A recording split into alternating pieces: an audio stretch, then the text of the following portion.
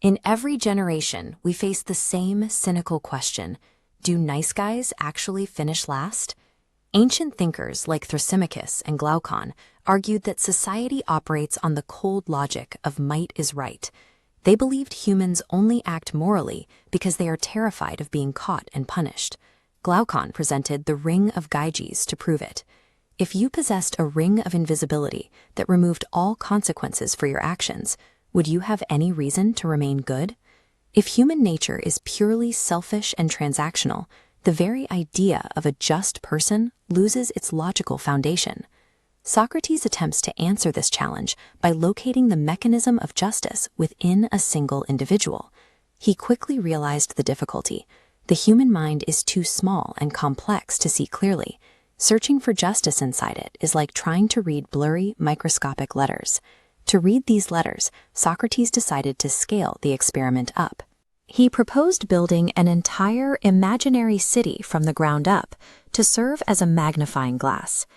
By engineering a civilization step by step, we can watch justice emerge in a macrocosm, making it legible enough to finally identify within ourselves. This world building begins with basic survival. Society forms because we have physical needs for food, clothing, and shelter that we cannot satisfy alone. This creates the foundational law of civilization, the division of labor. Every citizen must perform the one specific task they are naturally best at. But the system soon encounters human desire. As citizens demand luxuries like art, spices, and comfort, the community expands into a feverish city. This growth forces the city to seize territory from its neighbors, leading to war and the need for a specialized elite military class, the guardians. Left unmanaged, every societal system scales toward resource hoarding and conflict, necessitating a disciplined defense mechanism to maintain order. Here, Socrates faces an engineering problem. How do you prevent these armed defenders from becoming violent oppressors of the city they are meant to protect? Plato's solution involves total cultural engineering, starting with the removal of the era's most revered poets, including Homer.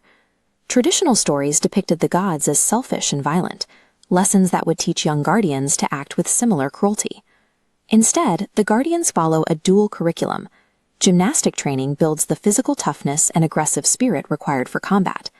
To balance that aggression, they study music, arts, and philosophy. This instills the gentleness and logic needed to keep their violence in check.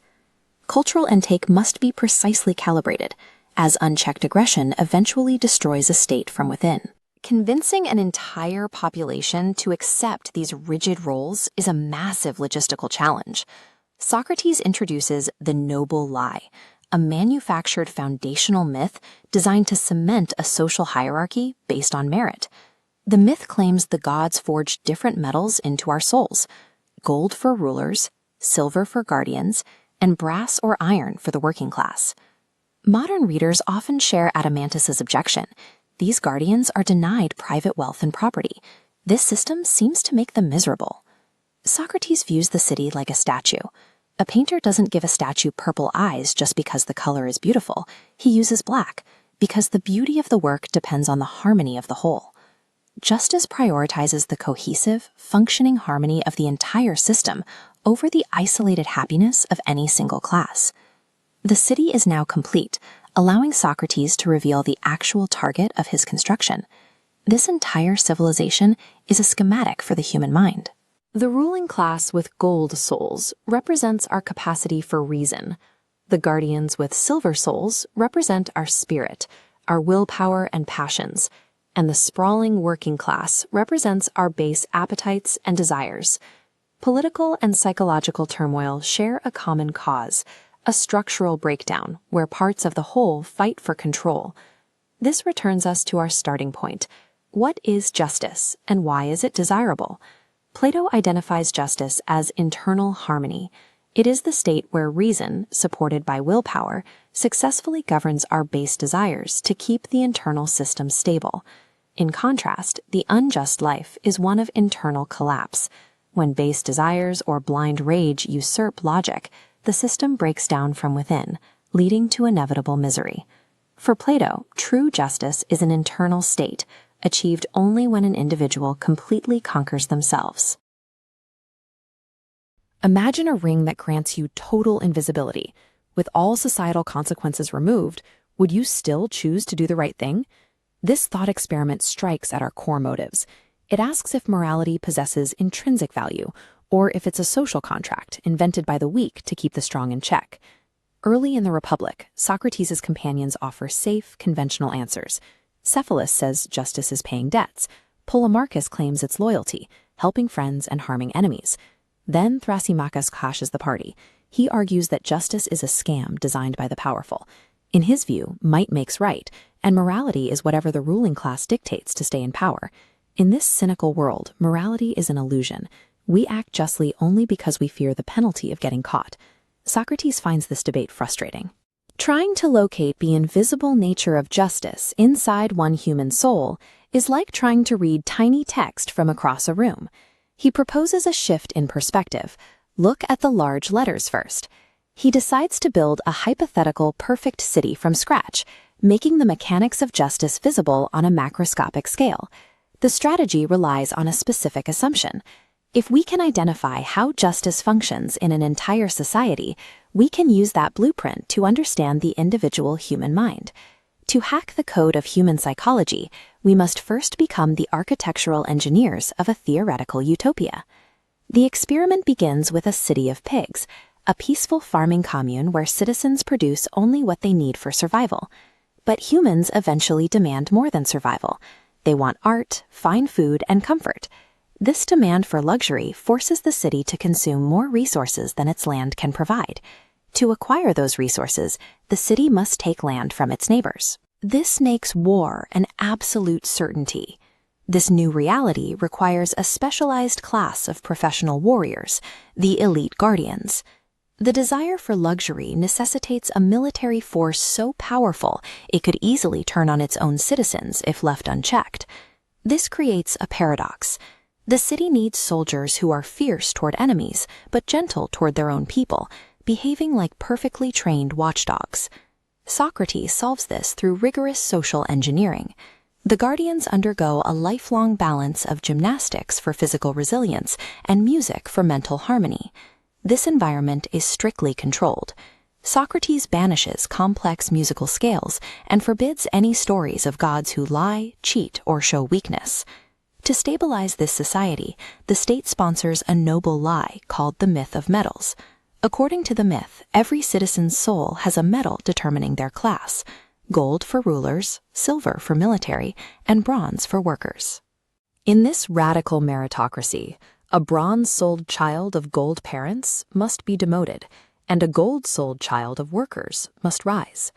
Plato's perfect city prioritizes system stability over individual freedom, relying on total censorship and a foundational delusion to keep the machine running. At this point, the character Adamantus objects. The guardians have no money, no property, and no privacy. From the outside, they look miserable. Socrates responds with a sculptor's logic. If you paint a statue's eyes purple because purple is a beautiful color, you ruin the face. The city's purpose is to achieve the functional beauty and unity of the entire system, not to maximize the happiness of one specific class. In this model, justice is the sacrifice of personal indulgence for the sake of universal harmony. This entire world-building exercise serves as a Trojan horse. Plato has drawn a map of human psychology. The city's classes represent the parts of your mind. Gold rulers are reason. Silver guardians are your spirit and emotions. Bronze workers are your bodily appetites. Individual justice is the internal harmony you feel when reason, supported by spirit, successfully governs your chaotic appetites. Being just is the absolute architectural prerequisite for a sane, healthy, and unified human mind. We begin with the ethical problem at the center of Plato's Republic. What is the objective definition of justice? Socrates spends the opening of the dialogue dismantling simplistic definitions of moral behavior.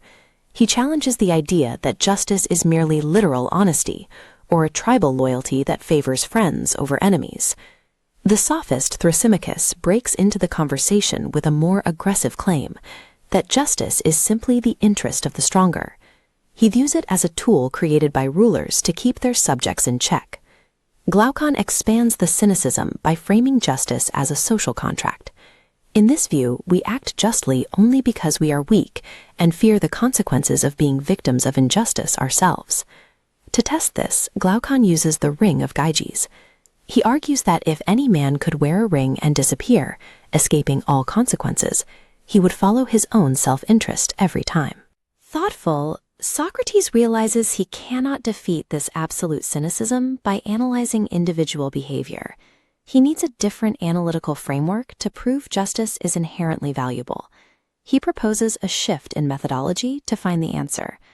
Socrates suggests justice in an individual is like tiny, illegible text viewed from a distance, but the same text written in large letters on a city-sized billboard is easy to read. Here, the individual is the small letters, and the state is the large ones. To read these large letters, Socrates builds an ideal state from first principles, allowing his companions to see exactly where justice emerges as the system grows. This is a hypothetical system engineered for clarity, rather than an organic history of a real city like Athens. To investigate moral philosophy, we are stepping into the role of systems engineers. To provide food, shelter, and clothing, our model starts with 4 citizens: a farmer, builder, weaver, and cobbler. Efficiency requires a strict division of labor. Each performs one specialized task, exchanging their surplus to ensure everyone's needs are met. Glaucon finds this insufficient, calling it a city of pigs. He argues that humans require more than just survival. They want comfort and culture. Socrates transitions the model to the fevered state, adding the arts and luxuries Glaucon demands. This expands resource requirements. To support poets, chefs, and doctors, the state needs neighboring land for grazing and cultivation. The desire for luxury forces the city to push past its sustainable borders, which makes conflict with neighbors a certainty. War becomes a logical necessity once the city begins competing for limited resources. Following the rule of specialization, the city needs a professional military class to handle defense and conquest. Socrates calls them the guardians. This class requires a specific dual nature. They must be dangerous to enemies, yet gentle toward the citizens they protect. Socrates uses the analogy of a well-bred watchdog, which is naturally fierce to strangers and affectionate to those it knows. Producing this temperament requires environmental conditioning. Socrates introduces a censorship pipeline to achieve this, proposing strict regulation of the music, gymnastic training, and literature the guardians consume. He sets 2 rigid standards for storytelling. God must be portrayed as the author of good only, and God must be shown as an unchanging and truthful being. Traditional texts that depict gods lying, shape-shifting, or mourning are expunged. Socrates believes such stories plant a lie in the soul of the citizen. In this state, art acts as the programming code of the citizen's psychology. Creating a highly trained military class introduces a vulnerability. The city must prevent these armed guardians from staging a coup against the people. The primary tool for social stability is a noble lie, known as the myth of metals. This myth teaches that citizens are born with different metals in their souls: gold for the ruling guardians, silver for the military auxiliaries, and iron or brass for the producers. While this looks like a caste system, Socrates insists it is a meritocracy. Ranks are transposed based on actual ability. If an iron-class parent produces a child with a gold nature, that child is promoted to the ruling class. To protect the producers, the gold and silver classes are stripped of all private property. They live in common, eat at a shared table, and are forbidden from touching gold or silver money. By removing the possibility of personal wealth, Socrates ensures the rulers lack the physical means or incentive to exploit the people they govern. Adimantus argues these guardians would be miserable living as propertyless mercenaries, but Socrates defends the design. He explains that the goal of the constitution is the well-being of the entire community, rather than the happiness of a single class. The design focuses on structural integrity. All parts must lock together into a functional whole. This leads to the definition of justice within the state. It is found in systemic harmony. To Plato, justice means doing one's own work. It exists when each class performs its specific function without interfering in the duties of others. Justice represents a state of structural equilibrium. With the city designed, Socrates maps these large letters back onto the individual soul. The tiers correspond to the internal faculties of a human. The gold ruling class represents reason. The silver auxiliaries represent spirit, while the iron producers represent physical appetites. This allows Socrates to provide his final answer to the cynics. A just person is an internally balanced state, where reason directs the appetites. Justice, therefore, is the ultimate health of the soul. Traditional morality usually operates as a transaction. We behave well to earn a reward or to avoid a punishment. But to test the actual value of a moral life, we have to isolate it by stripping away every single external incentive.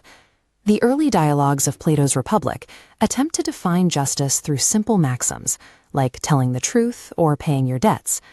Under scrutiny, these fragile definitions immediately collapse. They account for outward behavior, but ignore the mind of the actor. The 19th century translator Benjamin Jowett noted that this exact failure of conventional logic is where ancient philosophy reaches its highest point. The conversation abandons simple rules and demands a total structural analysis of human nature. Plato's characters, Glaucon and Adiantus, force this shift by constructing the ultimate thought experiment. They propose a scenario where we entirely remove the fear of consequences from human action. To test this, they engineer a hypothetical situation where a perfectly just man is stripped of his reputation. Society is manipulated into perceiving him as a complete criminal, despising him for crimes he never committed. Next, they remove all material wealth, social standing, and even the presumed favor of the gods. The man is left to die in misery on a rack, armed with nothing but his own internal justice. Glaucon presents the resulting paradox. If being unjust guarantees wealth and societal praise, and being perfectly just guarantees torture and infamy, on what logical grounds can we claim that justice is still the superior choice? If morality is merely a societal behavioral contract designed to keep the peace, Glaucon's challenge destroys it. To prove justice is a good in itself, we have to abandon the search for external rewards and map the invisible mechanics of the human psyche. The dialogue is set against the backdrop of classical Athens, a society obsessed with order, law, and civic structure. This environment provides the exact scale needed to solve the problem. Socrates realizes a fatal flaw in the investigation. Human psychology is too microscopic and too opaque to analyze directly. You cannot dissect an abstract concept like a soul on a table. Speaking through Socrates, Plato provides a radical methodological workaround to bypass the limits of direct psychological observation. He introduces an analogy. Imagine trying to read a text written in tiny, unreadable print from a distance. If you knew that the exact same text was written in massive letters on a billboard nearby, you would read the large letters first and then apply what you learned to the small ones. The state is the large letters, the macrocosm. The individual soul is the small letters, the microcosm. They share the same underlying architecture. The operational rule is strict. If we can engineer a perfectly just state from scratch, piece by piece, we can map its final anatomy directly back onto the individual mind. The construction of this ideal society serves as an elaborate, scaled-up diagnostic tool designed to decode the human soul. The model state begins at absolute zero. Society arises solely out of the physical necessities of human survival. The initial iteration of this settlement is purely economic. Glaucon derisively calls it a city of pigs because it functions solely on a strict division of labor to satisfy basic caloric and shelter needs. The system requires only a few essential nodes to operate: the farmer to grow food, the builder to construct shelter, the weaver for clothes, and the cobbler for shoes. Everyone does exactly one job. But an austere, survival-based economy contradicts human nature. The citizens inevitably demand luxury, relishes for their food, comfortable furniture, and the fine arts. Supplying these new desires immediately breaks the system. A population chasing luxury requires a massive influx of specialized tradesmen, and the original borders of the state can no longer generate enough resources to support them. The inevitable consequence of this resource scarcity is expansion. The state must seize a slice of its neighbor's land to sustain its new appetites, and the neighbor will attempt to do the same. This guarantees war. Because the foundational rule of this society is the strict division of labor, citizens cannot be expected to farm one day and fight the next. A new specialized professional military class must be created. The introduction of base human desire shatters simple economic harmony. For the state to survive its own expanding appetites, it requires a permanent structural defense mechanism. This new military class forms the second layer of the state. Plato terms them the auxiliaries. Creating an armed force introduces a severe paradox. The auxiliaries must be infinitely fierce toward outside enemies, but completely gentle and subservient to the defenseless citizens they live among. To explain this psychological balance, Plato points to the well-bred watchdog. A watchdog operates on a philosophical principle. It attacks the unknown because it lacks knowledge, and it welcomes the familiar because it possesses knowledge. The internal threat is immense. If the auxiliaries realize they hold a monopoly on physical violence, nothing stops these heavily armed watchdogs from turning into wolves and tyrannizing the producers they are meant to protect. The solution relies on rigorous environmental control. To program their psychology from birth, the state implements a draconian, highly filtered educational system. This requires the strict censorship of cultural poetry, music, and the foundational myths that shape early brain development. The Homeric canon is systematically purged. Any story depicting the gods as deceitful, petty, or emotionally volatile is banned from the curriculum. The gods must be depicted as flawless, rational, and unchanging, to provide an unvarying, objective standard of truth for the youth to imprint upon. True state security does not rely on stone walls or weapons. It depends entirely on the absolute, uncompromising psychological conditioning of its protectors. With the military and economic classes established, a final structural glue is required to lock the society together and prevent internal resentment. Plato introduces the noble lie. This lie takes the form of the myth of metals. It is an artificial sociological algorithm designed to enforce class harmony by convincing the population that their societal roles are biologically predetermined. This diagram represents the completed state, a strictly segregated hierarchical system. The massive base tier is the bronze and iron class. These are the producers, farmers, and artisans who form the economic engine of the state. The middle tier contains the silver class. These are the auxiliaries, providing the enforcement and defense layer. The small apex is the gold class. Selected from the best of the auxiliaries, these are the rulers and elders who form the philosophical command layer. This system carries a radical caveat for the ancient world. The sorting mechanism is based strictly on rigorous testing and individual merit throughout childhood, not hereditary bloodlines. If golden parents produce a child with a bronze nature, that child must be ruthlessly demoted to the producer class. If a bronze family produces a golden child, they are elevated to rule. A perfectly just state is an engineered machine. It requires rigid class boundaries, maintained by a shared foundational myth, to keep its specialized parts from bleeding together and causing a systemic collapse. With the macroscopic model complete, the dialectical investigation executes its final scan. We have to look at this three-tiered state and locate the exact position of justice. We establish a negative definition first. Justice is not found isolated in a specific legal code, in a trade policy, or a single heroic soldier. In the macrocosm, justice is defined purely as the harmony of the whole. Its operational principle is strict non-interference. Justice exists only when each of the three classes performs its own specialized function without attempting to usurp the roles of the others. The mechanism of injustice is interference. The state decays when a wealthy producer uses his money to buy military power, or when an ignorant soldier attempts to direct state policy. Political justice is entirely architectural, a state of perfect specialized equilibrium within a system. Mapping the state onto the individual soul identifies the psyche's structure. The gold apex maps to reason. The silver tier maps to spirit, the seat of courage. The bronze base maps to the appetites, driving hunger and desires. Psychological justice is now perfectly defined. Reason must rule the mind, supported by the enforcement of spirit, to strictly govern and control the chaotic, sprawling appetites. Psychological injustice is an internal civil war. It occurs when base appetites surge upward, overthrowing logic and seizing control of the human machine. This maps directly back to Glaucon's initial challenge, the man strapped to a rack, stripped of his wealth, his reputation, and the favor of the gods. Even in total physical agony, the perfectly just man remains inherently happy. His internal mental architecture is completely flawless, perfectly harmonious, and entirely immune to the chaos of the outside world.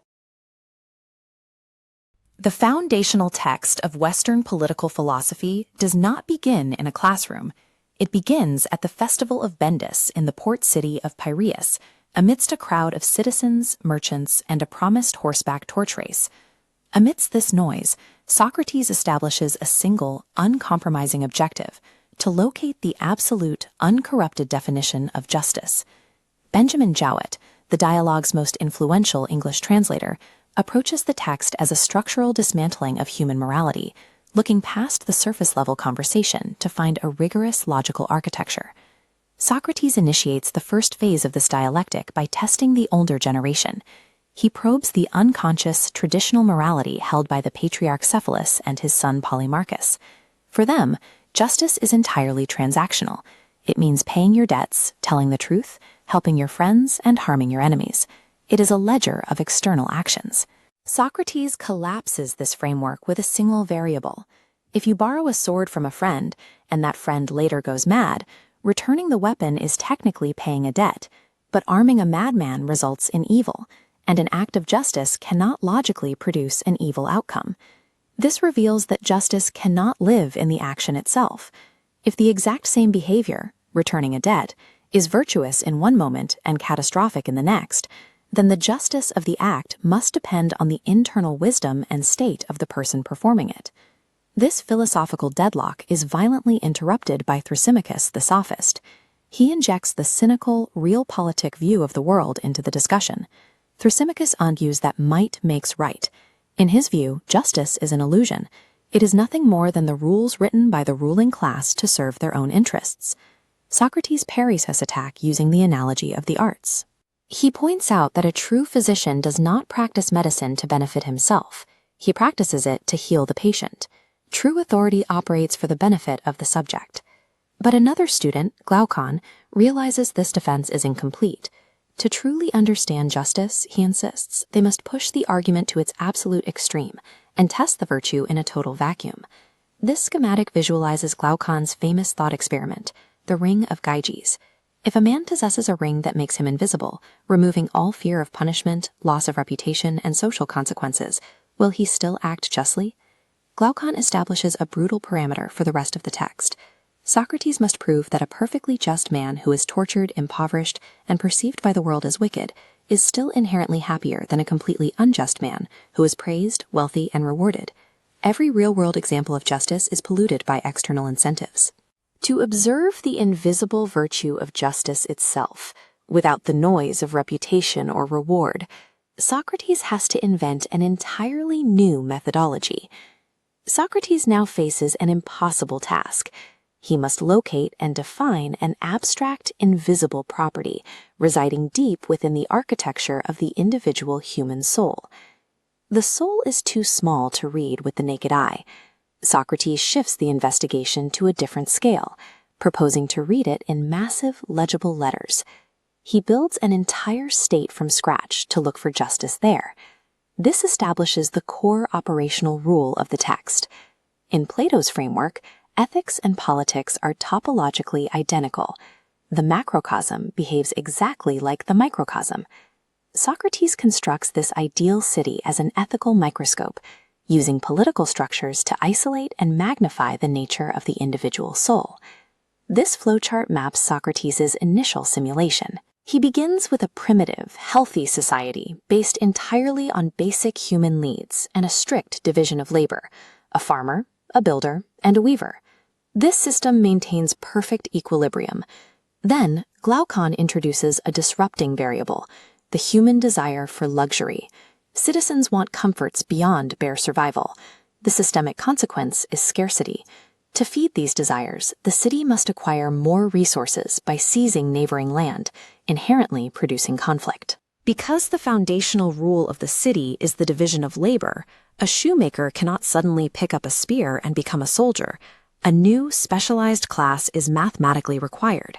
Socrates introduces the guardians. This is a dedicated, highly trained military apparatus created solely to manage the violence generated by the city's expansion. But the guardian class presents a dangerous paradox. They must possess two highly contradictory traits: extreme violence toward foreign enemies and extreme gentleness toward their fellow citizens. The introduction of infinite human desire crashes the simple state. It demands a complex military class, and that new military class now poses the single greatest existential threat to the city itself. How do you prevent these heavily armed guardians from turning into wolves and devouring the very citizens they are meant to protect? Plato's solution is rigid, absolute control over the guardians' environment.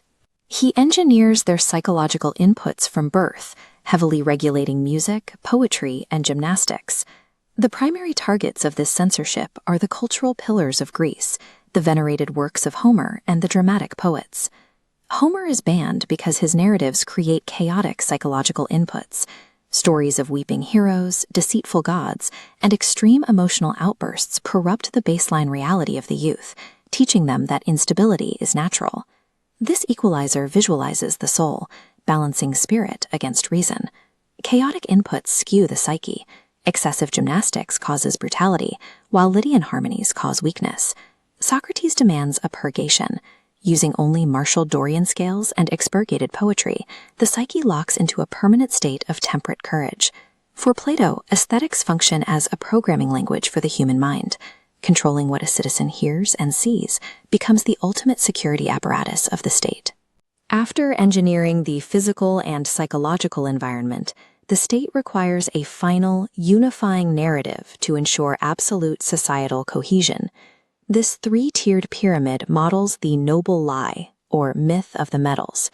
Citizens are taught they were fashioned in the earth, and gods mixed specific metals into their souls: gold for rulers, silver for auxiliaries, and bronze or iron for artisans.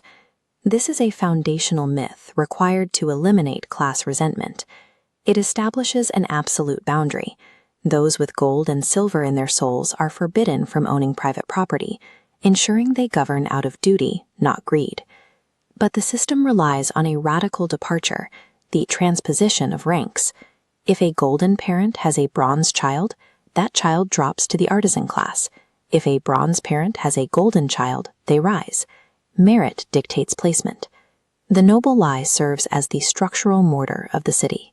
It aligns human capacity perfectly with societal function, preventing incompetent heirs from ruling and stopping the guardians from degenerating into tyrants. The vast simulation of the ideal city is now fully constructed.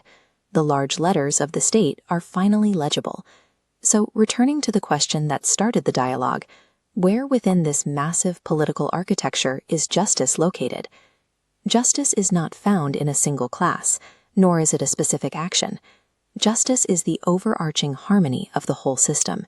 It exists when the gold, silver, and bronze classes each do their own specific work without usurping the roles of the others. When we map this three-tiered architecture directly onto the human figure, we execute the final methodological step. The gold rulers become the head, or reason. The silver auxiliaries become the chest, or spirit. And the bronze artisans become the stomach, representing the appetites. We finally have the definition of justice in the individual. It is the internal psychological state where reason, aided by spirit, successfully governs the infinite desires of the appetites. The state functions as a mirror, proving that the structurally harmonious man remains happy because his internal order is unassailable. Even if he were stripped of his reputation and tortured, his soul remains in a state of perfect, indestructible balance. Imagine possessing a ring that grants total invisibility. If you could commit any injustice unseen and profit without consequence, why should you choose to be just? That thought experiment forms the core ethical tension of Plato's Republic. To unpack it, we rely on the translation and scholarly analysis of Benjamin Jowett. In Book 1, Socrates systematically interrogates traditional definitions of justice. He dismantles the logic that paying your debts or helping your friends can serve as universal moral truths, proving that these individual rules are insufficient. Today, we view morality almost exclusively as a personal, isolated choice. But to the ancient Greeks, the individual is inextricably embedded within the structure of the state. Evaluating justice solely by looking at a single person is a dialectical dead end. We require a much larger framework to observe how morality actually operates. The sophist Thrasymachus argues forcefully that justice is nothing more than the advantage of the powerful. Glaucon demands that Socrates prove justice has intrinsic value, entirely stripped of social rewards, reputation, or the threat of punishment. If struggling to read small letters, you write them on a larger scale. The state is simply the individual soul projected onto a massive canvas. By constructing a society from the ground up, we isolate exactly where justice and injustice enter the system. The Republic scales the debate over personal morality into a structural engineering problem designed to reverse engineer the mechanics of justice in the aggregate.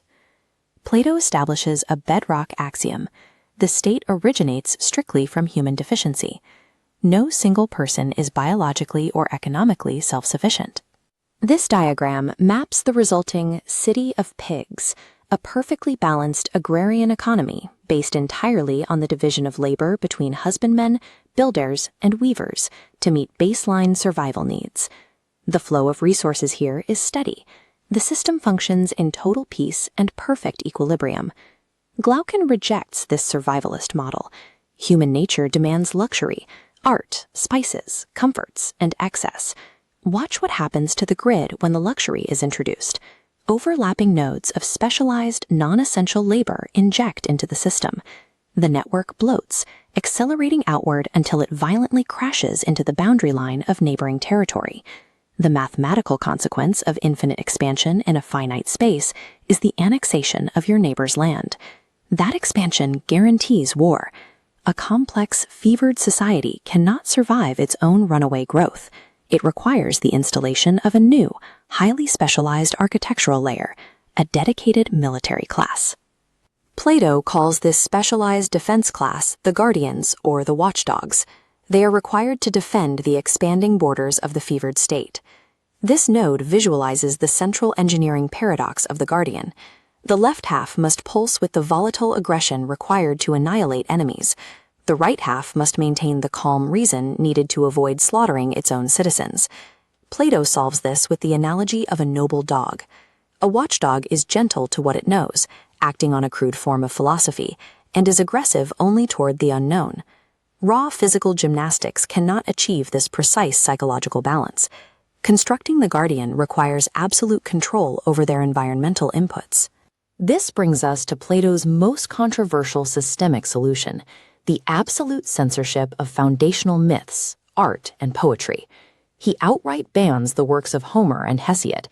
Their poems depict the gods as emotional, deceptive, and deeply flawed. The state dictates a strict theological rule.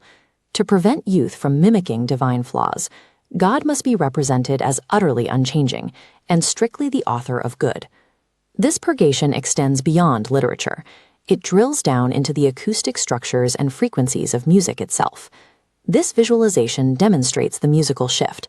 The chaotic, sorrowful waveforms of the Lydian modes are crossed out and systematically replaced by the rigid, rhythmic, martial frequencies of the Dorian and Phrygian scales. To Plato, music functions as an infrastructural programming language that writes directly to the subconscious. This totalitarian aesthetic censorship is a calculated mechanism. It installs a systemic baseline of unity and courage in the watchdogs years before they reach the age of reason. The physical borders of the state are now secure, but the internal structure requires a foundational mythology to bind its distinct classes permanently together. Plato introduces the noble lie, a state-sanctioned fiction designed to sever biological family ties and replace them with an absolute loyalty to the earth itself. This structural diagram maps the myth of the metals. The pyramid divides into 3 impenetrable tiers: the ruling class forged of gold at the top, the auxiliary soldiers of silver in the middle, and the producers of brass and iron at the base. By framing this hierarchy as a biological decree from the earth, the myth naturalizes inequality. Citizens accept their predetermined tier without resentment. Plato positions the noble lie as a highly calibrated sociological mechanism to prevent class warfare and guarantee structural stability. In Book 4, Adeimantus raises a critical objection. By stripping the guardians of wealth, private property, and personal freedom, Socrates has engineered a city where the rulers are utterly miserable. Socrates counters this objection using the metaphor of a sculptor painting a statue. Imagine the temptation to paint the statue's eye, its most beautiful feature, a brilliant, striking purple instead of its natural black. The action is rejected because making one specific part independently beautiful shatters the proportion and beauty of the entire figure. This logic applies directly to the state. The system is not engineered to make the guardians, or any single class, disproportionately happy. It is engineered to optimize the harmony of the whole collective. Through this macrocosmic lens, the true definition of justice finally becomes visible. Justice is the principle of every part doing its assigned work, and not meddling in the affairs of others. This diagram illustrates the final step. The three-tiered pyramid of the state shrinks and maps perfectly onto the silhouette of a single human being. The classes translate directly to the soul. Reason is gold, spirit is silver, and appetite is brass and iron. Plato's elaborate totalitarian state was merely the scaffolding. The true republic is the internal harmony of the just soul, engineered to remain perfectly balanced, even when no one is watching. Most theories of morality rely on external incentives. We act justly to gain wealth, build a reputation, or earn divine favor. But to prove that human morality has intrinsic value, we have to strip away every one of those external rewards. In the Republic, this constraint is formulated by Plato's brother, Glaucon. He proposes a thought experiment. Imagine a person who possesses the Ring of Gyges, an artifact granting absolute invisibility and total immunity from consequence. If nobody is watching and no punishment is possible, why should this person choose to be just? The task of solving this constraint falls to Socrates. He has to prove that justice holds objective value, even in a total vacuum. The immediate problem he faces is one of scale. When you remove all social behaviors and look only at the isolated individual, the mechanics of justice become invisible. The human mind is simply too small and too opaque to observe directly. To mathematically prove the value of individual morality, Socrates realizes he must change the scale of observation. He treats the individual as a microsystem that can only be understood by studying its macro equivalent. He introduces a heuristic known as the large letters. If you are struggling to read small text from a distance, but know those exact same words are written in much larger letters elsewhere, you would naturally read the large letters first. To read morality's large letters, Socrates builds a theoretical state from scratch. By mapping a city, invisible psychological mechanisms become legible sociological structures. This relies on isomorphism. The city's mechanics perfectly map back onto the individual. A city is the soul writ large. But to maintain the rigor of the experiment, this city cannot be based on existing mythology or historical precedent. It must be engineered entirely from absolute first principles. By solving for the stability of a city, Socrates attempts to calculate the optimal state of the human mind. The Republic functions as a simulation designed to perfectly isolate the specific variables that make an internal architecture just. The engineering process begins with a single economic axiom: human beings are not self-sufficient. The state originates strictly from mutual biological necessity, not from divine mandate or natural hierarchy. We see the baseline equilibrium Socrates sets, defined by a perfect division of labor among farmers, builders, and weavers. This meets survival requirements, but Glaucon calls it a city of pigs because it ignores the human demand for complexity. To accurately model human nature, Socrates injects a new variable, luxury. This demand creates a cascading need for territory. As the city adds musicians and artisans, its footprint expands, eventually crossing into neighboring territory. To sustain this complexity, the state must acquire its neighbor's land, and if the neighbor is also pursuing luxury, they will want ours. The human appetite for complexity inherently introduces the vector of war into the societal architecture. Conflict is a logical certainty of resource expansion. Because this entire system runs on the strict rule of the division of labor, war cannot be treated as a part-time hobby. A farmer cannot drop a plow, pick up a spear, and expect to be effective. This requires the creation of a distinct module, the Guardians. This is a highly specialized professional military class dedicated exclusively to the art of conflict. But creating this class introduces a behavioral paradox. Guardians must function like biological watchdogs, requiring a specific neurological balance. They must be lethally aggressive toward external threats, while remaining perfectly gentle toward the citizens they protect. The systemic risk here is obvious. If you engineer a class of highly trained killers, and they turn that aggression inward, the society cannibalizes itself. This behavioral paradox cannot be solved by simply writing laws. A weaponized class cannot be constrained by paper. The only solution is to implement rigorous, structural, epistemological programming from the moment of birth. Plato outlines a strict two-part curriculum designed to format both the hardware and the software of the Guardian class, gymnastics and music. Gymnastics provides the physical baseline. It ensures the body is lethal and resilient, preventing the neurological enervation that comes from idleness. Music, which encompasses all literature, poetry, and art, acts as the software. It writes the heuristic code dictating how a guardian perceives the world. Because this input determines their reality, Plato introduces epistemological censorship. This is a strict filter on all data allowed into the developing mind. This requires the immediate purging of the traditional Greek canon, starting with the Homeric epics. He targets these poems because they depict gods who weep, shapeshift, and deceive one another. Feeding this narrative into a developing guardian introduces corrupted, unstable data into the system. Depicting gods as dishonest creates a lie in the soul, a permanent corruption of the mind. Once this false data is accepted as a baseline, the guardian loses the capacity to recognize objective truth. He lays down rigid parameters for allowable art. The divine must be depicted only as immutable, perfectly rational, and the source of pure good. In Plato's system, art has nothing to do with personal expression. It is an engineering tool, a mechanism for strict epistemological calibration of the ruling class. With the economic and military components configured, the state requires one final mechanism to permanently bind these disparate classes into a cohesive unit. Socrates proposes the noble lie, often referred to as the myth of the metals. This diagram illustrates the hierarchy of the myth. It tells the citizens they were fashioned from the earth, with different metals mixed into their souls. Gold represents the rulers, silver the guardians, and brass or iron the craftsmen. It is critical to distinguish this from a traditional hereditary aristocracy. This system operates as a strict meritocracy, calibrated entirely by the cognitive metal within an individual's soul, regardless of their parentage. If a child born to the brass tier exhibits gold qualities, they travel upward to join the rulers.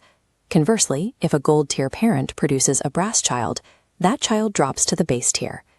The noble lie operates as the final architectural sealant. By severing biological family tribalism, it ensures absolute loyalty to the state matrix itself. Now that the macro system is fully compiled, we can answer the ultimate question: what is the precise definition of justice within this state? State justice is defined as functional harmony.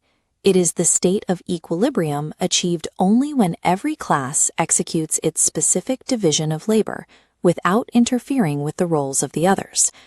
Having located justice on a massive scale, we can finally collapse the macro system back down to the micro scale, fulfilling the promise of the isomorphic map. The three classes of the state map directly onto the tripartite soul. The gold rulers become reason, the silver guardians become passion, the brass craftsmen become appetite. Individual justice occurs only under the exact same conditions as state justice. It is achieved when reason, actively supported by passion, successfully governs the baseline biological appetites. Justice is the functional equilibrium of this internal architecture. It is the objective state of a perfectly optimized human mind. Early in Plato's dialogues, the central debate always circles a single, highly elusive question. What is the exact nature of justice? The sophist Thrasymachus argues that justice has no moral substance at all. To him, it is simply a mechanism of power, the advantage of the stronger, written into law by those holding the sword to control those who do not. Glaucon pushes the argument further. He suggests justice is merely a fragile truce among the weak. If a person possessed the ring of Gyges, granting them total invisibility, they would immediately abandon moral behavior to satisfy their own desires. We are only just because we are watched. Socrates faces a severe structural problem in refuting this. Justice, as he sees it, is an internal property of the human soul, but the soul is entirely invisible. You cannot empirically observe justice occurring inside a single individual's mind. Judging morality by observing external transactional behaviors is a methodological dead end. To actually see what justice is, we require a radically different instrument of measurement. To solve this problem of invisibility, Socrates proposes an enormous shift in scale. He pivots from the individual to the collective. He offers an analogy. Imagine being tasked with reading microscopic text from a distance. If you knew that the exact same text was written elsewhere in massive letters, you would read the large text first, and then use it to decode the small print. Here we see the Greek word for justice, dikaiosune. Scaling it up magnifies the structure, so we can finally parse its edges. In this framework, the small, unreadable text represents the single human soul. The large text is an entire state. Therefore, to observe justice clearly, we must build a theoretically perfect city-state from scratch, entirely from first principles. If we can isolate where justice lives in the architecture of the city, we will know exactly where it lives in the mind. The Republic functions as a detailed structural blueprint for human psychology, rather than a political manifesto for legislation. The construction begins with a single axiom: humans have biological deficiencies. We cannot produce our own food, shelter, and clothing simultaneously. This necessitates a strict division of labor. This grid maps out the absolute economic baseline. Socrates calls it the healthy state, though his companions mock it as a city of pigs. It requires only primary producers, a husbandman, a builder, and a weaver, exchanging goods to survive. A simple society is functionally adequate, but human appetite invariably demands luxury. We want relishes, art, and complex comforts. As these desires are indulged, the state rapidly expands. This fevered state swells. The original resources are no longer enough to feed the growing population of secondary trades and luxury producers. The outer boundary inevitably fractures, and resources from its neighbors. War is not an ideological choice here. It is the mathematical result of uncontrolled economic appetite. Because human desires reliably exceed their boundaries, the resulting conflict requires a dedicated, specialized military class to manage it. This specialized military class is called the Guardians. Their creation introduces an immediate structural threat to the city. By granting one group a monopoly on lethal force, the Guardians are uniquely positioned to turn inward and subjugate the producers they must protect. Plato looks to biology for a solution, introducing the analogy of a pedigree hound. A proper guard dog displays a specific psychological duality. It is aggressively violent toward anything it perceives as an outside threat, but unconditionally gentle and loyal to the familiar faces of its owners. Achieving this balance in human soldiers is difficult. Excessive physical and military discipline without philosophical instruction does not yield loyalty.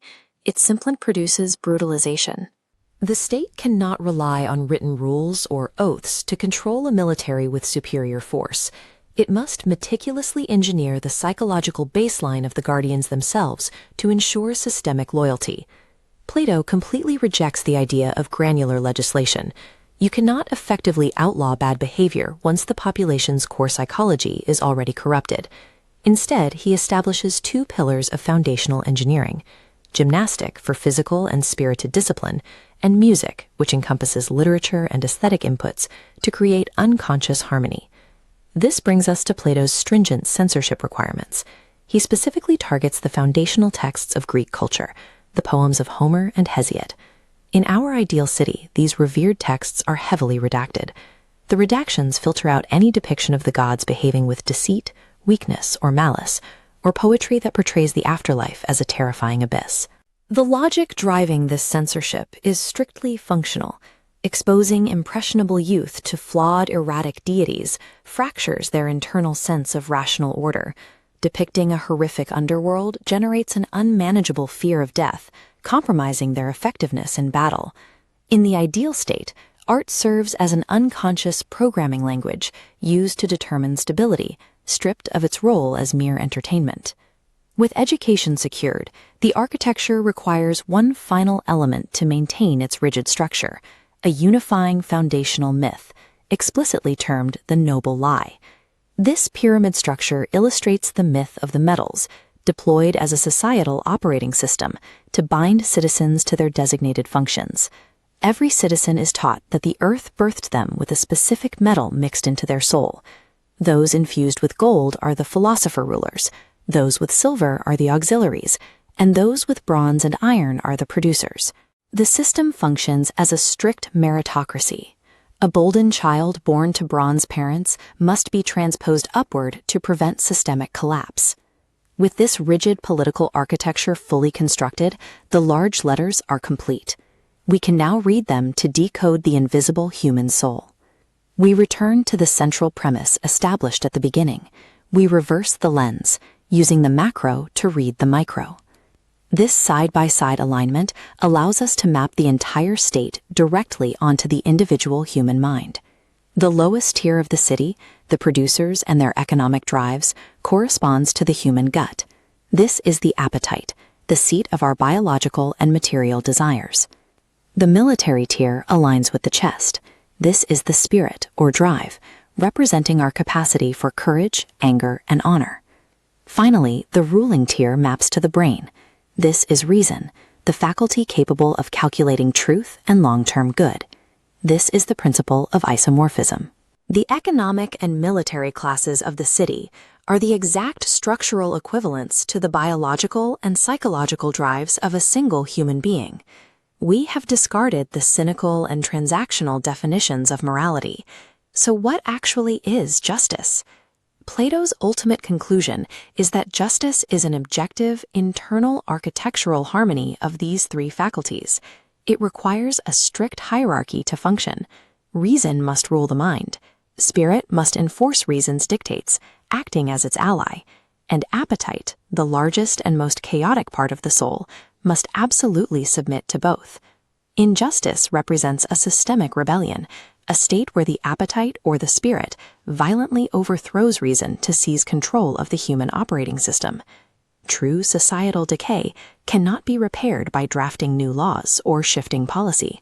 Because the state is simply the mind writ large, political collapse will always originate in the aesthetic and psychological fracturing of the individual. Plato's Republic is universally recognized as the foundational text of Western political science. It defines justice as a mechanical property within the individual human soul, scaling up to sociology only to solve a problem of psychology. The problem Socrates faces is epistemological.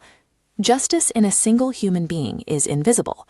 You cannot isolate it, weigh it, or define it using standard logical deductions, because the internal motives of an individual are hidden from view. To bypass this limitation, Plato introduces a brilliant heuristic. Imagine staring at microscopic, blurry text. If the same text exists written in giant letters, you read those first. By building a macroscopic model of society, we map the mechanics of justice where they are highly visible. Then we shrink those proportions back down to understand the individual. This bust of Socrates grounds the dialectical journey we are about to take. We will trace his deduction from the ground up, dismantling flawed moral definitions, constructing the ideal state from logic, and revealing the architecture of justice. The Republic functions as a complex, scaled-up mirror, utilizing the city to reflect human psychology. Look at the physical text of the Republic. The early chapters are spent clearing the ground of unexamined Athenian morality. Socrates must prove the old definitions fail before he can build a new one. This flowchart tracks the initial axioms of justice. In Book 1, the characters Cephalus and Polemarchus offer a transactional definition. Justice means paying your debts, doing good to your friends, and doing harm to your enemies. Socrates dismantles this immediately. If you borrow a sword from a friend, and that friend later goes mad, returning the weapon is paying a debt, but doing so is clearly unjust. The transactional rule fails the test of complexity. The sophist Thrasymachus then enters the debate with a cynical political assertion. Justice is merely the interest of the stronger. The rulers make the laws to serve themselves and call obedience to those laws justice.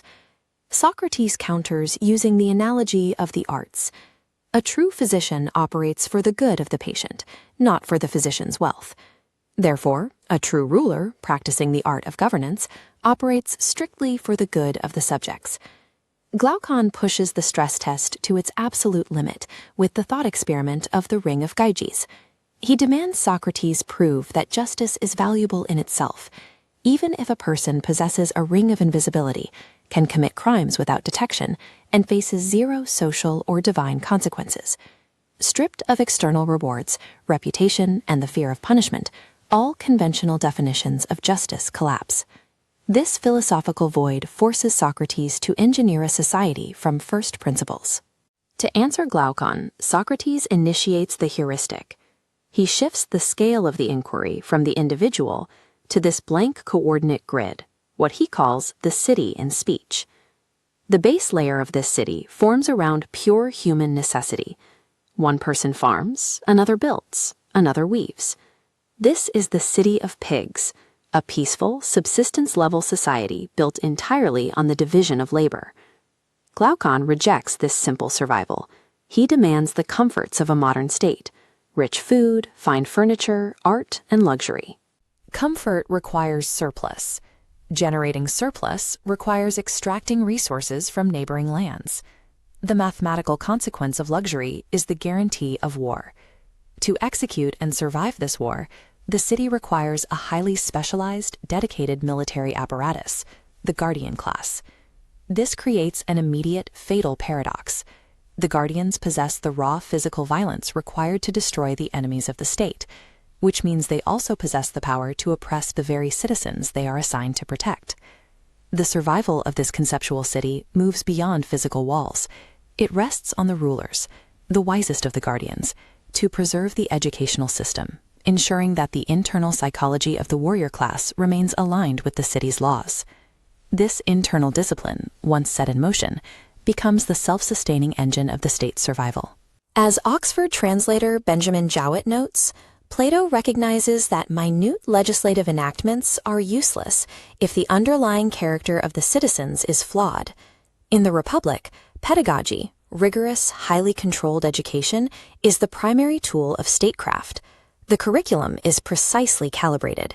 Gymnastics hardens the body against lethargy, while music and poetry are deployed to harmonize the soul against brutality. This requires absolute censorship of the revered Greek myths, beginning with the works of Homer. The gods cannot be depicted weeping, lying, or driven by petty lusts. The guardians require an absolute, unwavering moral North Star to function. Exposure to divine hypocrisy would shatter their psychological conditioning. To cement this architecture, Socrates introduces his most controversial tool, the myth of metals, commonly known as the noble lie. Watch how this myth stratifies the population. The state organizes into a rigid triangle with 3 genetic tiers: gold for the rulers, silver for the military auxiliaries, and brass or iron for the farming and producing class. It is an engineered mythology designed to bind a highly unequal, strictly stratified society into a unified brotherhood. It bypasses the need for physical force by embedding the class structure directly into the citizen's religious identity. This architectural model of the state stands complete. The large letters have been written, but the city is merely a mirror. Now we execute the homology. The 3 political classes map perfectly onto the tripartite structure of the human mind. The gold rulers represent reason. The silver auxiliaries represent spirit. The bronze producers represent the bodily appetites. We scale the macro back down to the micro. Socratic justice exists as a state of internal, structural harmony. It occurs when reason rules the appetites through the enforcement of spirit. In Book 4, Adeimantus raises a critical objection to this rigid system. He asks if this strict conditioning makes the guardians, or the individual components of the soul, happy. Socrates answers that the goal of justice is not the hedonistic happiness of one specific part. The goal is the functional well-being and survival of the entire system. By scaling up to the level of geopolitics and sociology, Plato produced history's first rigorous structural model of human psychology. Imagine you could cheat, steal, or lie, and instead of being punished, society threw you a parade. That's the problem raised by a young Athenian named Glaucon. He asks a simple, cynical question. Why bother actually being a good person if you can get all the money, power, and respect by pretending to be virtuous? To test this, he proposes a thought experiment. A shepherd finds a mysterious golden ring. When he slits it on, he becomes completely invisible.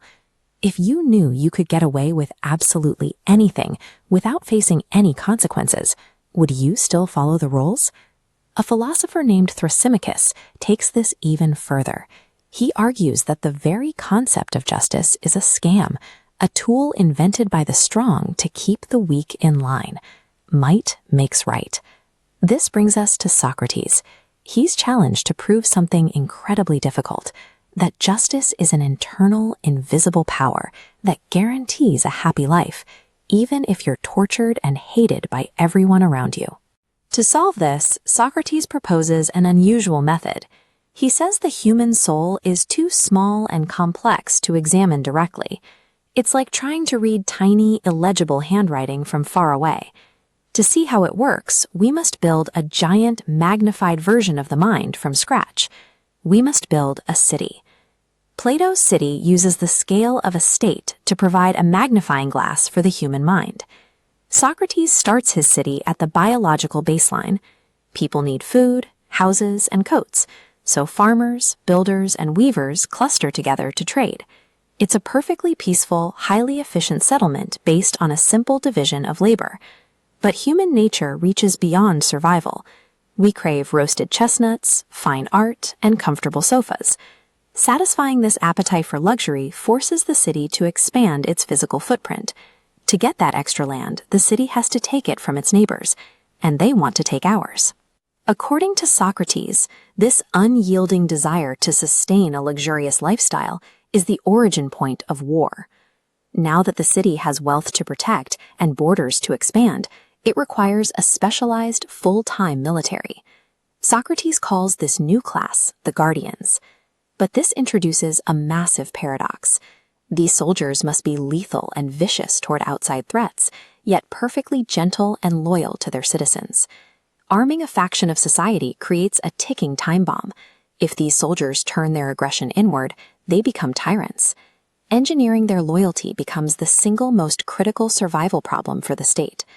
To ensure the guardians never turn on the citizens, Socrates builds an airtight system of education that entirely controls their perception of reality. He starts with severe censorship laws. The revered poets, including Homer, are banished. Socrates argues that stories about gods behaving immorally or great heroes weeping in despair sets a corrupting example for young soldiers. He then restricts the music. Complex melodies are outlawed because they might provoke emotional instability. Only martial rhythms that inspire courage and peaceful rhythms that encourage obedience are permitted. Next comes physical training. The guardians eat a simple diet of roasted meat, no sweets, no complicated sauces. This strict regimen is designed to eliminate illness, effectively removing the need for doctors to exist in the city. But diet and music are only the beginning. To prevent class warfare, Socrates introduces the ultimate tool of state programming, a massive manufactured fiction, often called the noble lie, required to bind society together. The myth of metals claims citizens are born from the earth, with metals in their veins: bronze for workers, silver for soldiers, gold for rulers. As a failsafe, golden rulers are forbidden from owning private property, isolated entirely from greed. A listener named Adeimantus immediately raises a red flag. He points out that a ruling class stripped of money, property, and luxury will be completely miserable. Socrates argues that the architect must prioritize the stability and beauty of the system as a whole over the happiness of any single component. With the city complete, Socrates stops the world building to ask what they originally set out to find. Where exactly is justice located inside this massive authoritarian machine? He reveals justice is defined entirely by harmony, when every class does its specific job without interfering. Now Socrates takes this concept in reverse. He shrinks the utopian city's architecture, mapping it directly onto the internal structure of a single human being. The city's bronze worker class corresponds exactly to our base desires and physical appetites, our drive for food and comfort. The silver soldier class maps to our spirited emotions and passions, and the golden ruling class represents our capacity for logic and reason. A just person is simply someone whose reason, enforced by their passion, maintains total control over their desires. Building the most famous utopia in literature, Plato delivered the ultimate blueprint for governing the self. Late 5th century Athens was an empire built on maritime dominance and intellectual combat, an environment where abstract ideas were tested against the harsh realities of power. The dialogue moves away from the city center to the Piraeus, the bustling port. This was a zone of commerce and international trade, where foreign merchants and local citizens navigated a constant friction of ideas. Within these surroundings, Plato documents a grueling interrogation of the social order. His objective is to isolate and define the true nature of justice. The elder Cephalus offers a traditional, transactional definition. Justice is telling the truth and paying your debts. Socrates quickly identifies a failure in this logic. Returning a borrowed weapon to a friend who has gone insane is an act of injustice. Polemarchus attempts a more combative definition, arguing that justice means helping friends and harming enemies. This also fails under scrutiny. Because human judgment is flawed, we often mistake the corrupt for friends and the virtuous for enemies. This logical dismantling triggers an aggressive entry from Thrasymachus, a professional sophist who views the entire debate with open contempt. Thrasymachus introduces a cynical power politics definition. Justice is simply the advantage of the stronger. He argues that the ruling class engineers the law to serve its own interests, framing obedience as a moral virtue only to exploit the weak. Traditional aphoristic morality proves entirely defenseless against this sophisticated cynicism. Defending justice requires finding a new structural foundation. Glaucon escalates the challenge. He demands that Socrates prove justice is valuable in a vacuum, even if it brings no reputation or reward, even if the just man is scourged and the unjust man is celebrated. Socrates responds with a fundamental methodological pivot. He acknowledges that justice within the individual soul is microscopic and nearly invisible, making it impossible to analyze with the naked eye. He introduces the large letters analogy. To read small, illegible text, one must find the same message in larger letters. Socrates proposes building a theoretical state from scratch. This macroscopic city will serve as a visible proxy for the human mind. This theoretical republic functions as an engineered mechanism designed to make the invisible geometry of the soul visible. The blueprint begins with first principles, mutual need, and the division of labor. A farmer, a weaver, and a builder form a closed loop of efficiency, each providing a specialized service the others lack. This baseline survival model, the city of pigs, is stable but lacks human refinement. It is a state of pure necessity without comfort. The model shifts into a luxurious state. The blueprint swells as infinite human desires for art, fine food, and comfort introduce a dense network of new actors and demands. This luxury triggers explosive population growth and severe resource scarcity. The original territory can no longer sustain the expanded needs of the city. Scarcity forces the state to breach its geographic boundaries. Territorial expansion leads to inevitable conflict with neighboring systems. War creates a new structural requirement, a specialized guardian class trained exclusively for defense. A complex society is a pressure cooker of infinite desires and limited resources. It requires a hyper-specialized mechanism of defense to survive its own inherent volatility. This introduces the guardian paradox. The military class must be fierce toward external enemies, yet flawlessly gentle toward their own citizens. Plato recognizes that raw power cannot be restrained by mere legislation. Written rules cannot prevent the guardians from turning against the population they are meant to protect. The solution bypasses rational laws to calibrate the guardian's psychological baseline through early aesthetic programming. Plato demands strict censorship of mythology. Tales from Homer that depict gods lying, weeping, or acting immorally are purged to prevent the corruption of the guardian's character. False representations of reality create a lie in the soul, a structural processing error. If a young guardian ingests meths making death terrifying, the result is an uncorrectable systemic failure, cowardice. This leads to rigorous filtering of all art. Harmonies are restricted to the martial Dorian and peaceful Phrygian modes to ensure perfectly balanced psychological output. Cultural inputs function as the underlying code that dictates whether the system maintains stability or descends into structural failure. Aesthetics determine the survival of the state.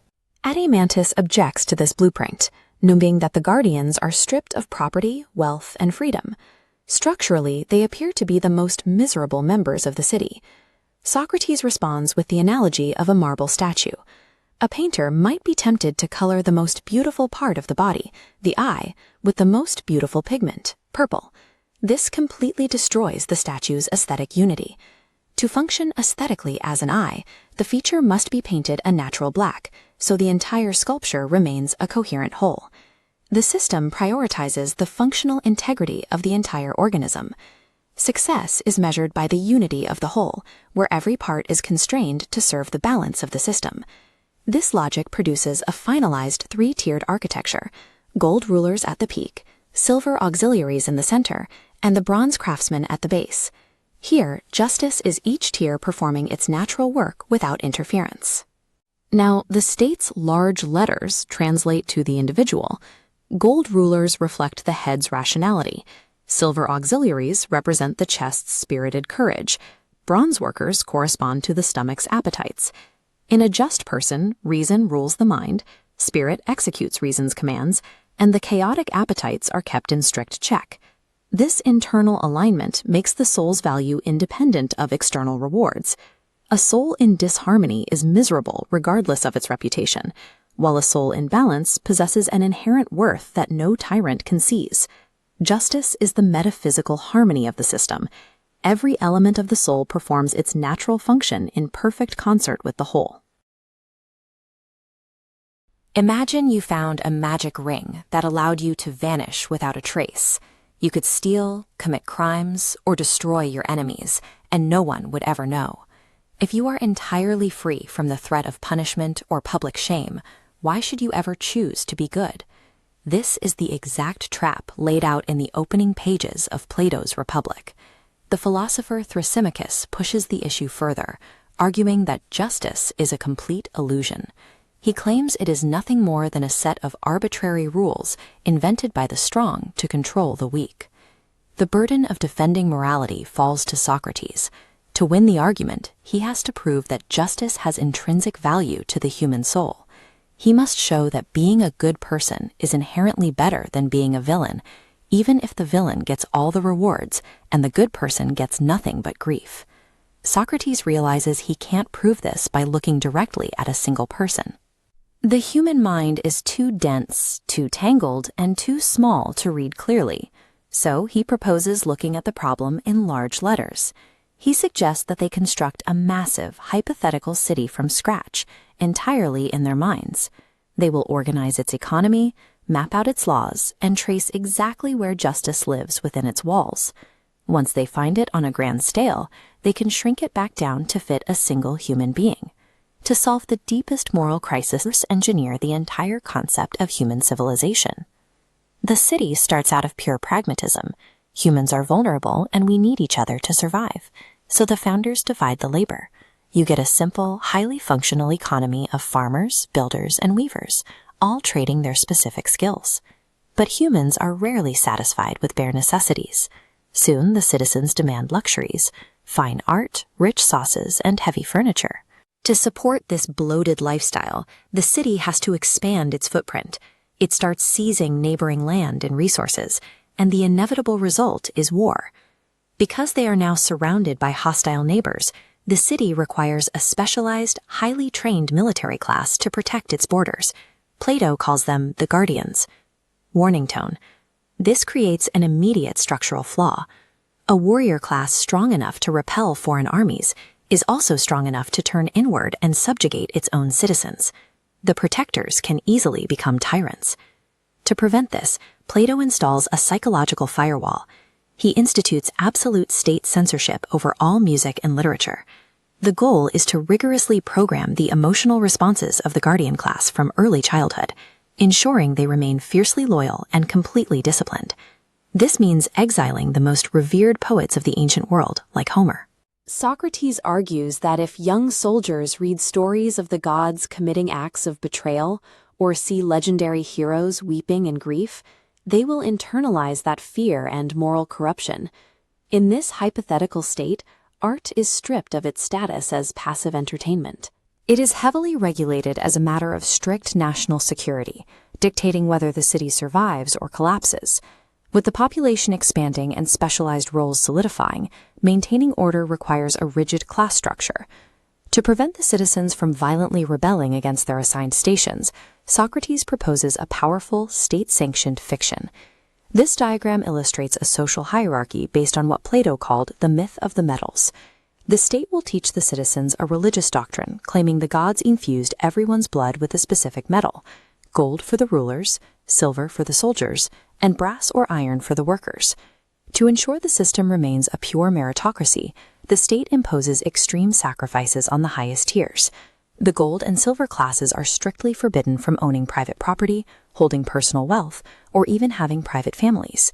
At this point, Socrates' debate partner, Adeimantus, raises an obvious objection.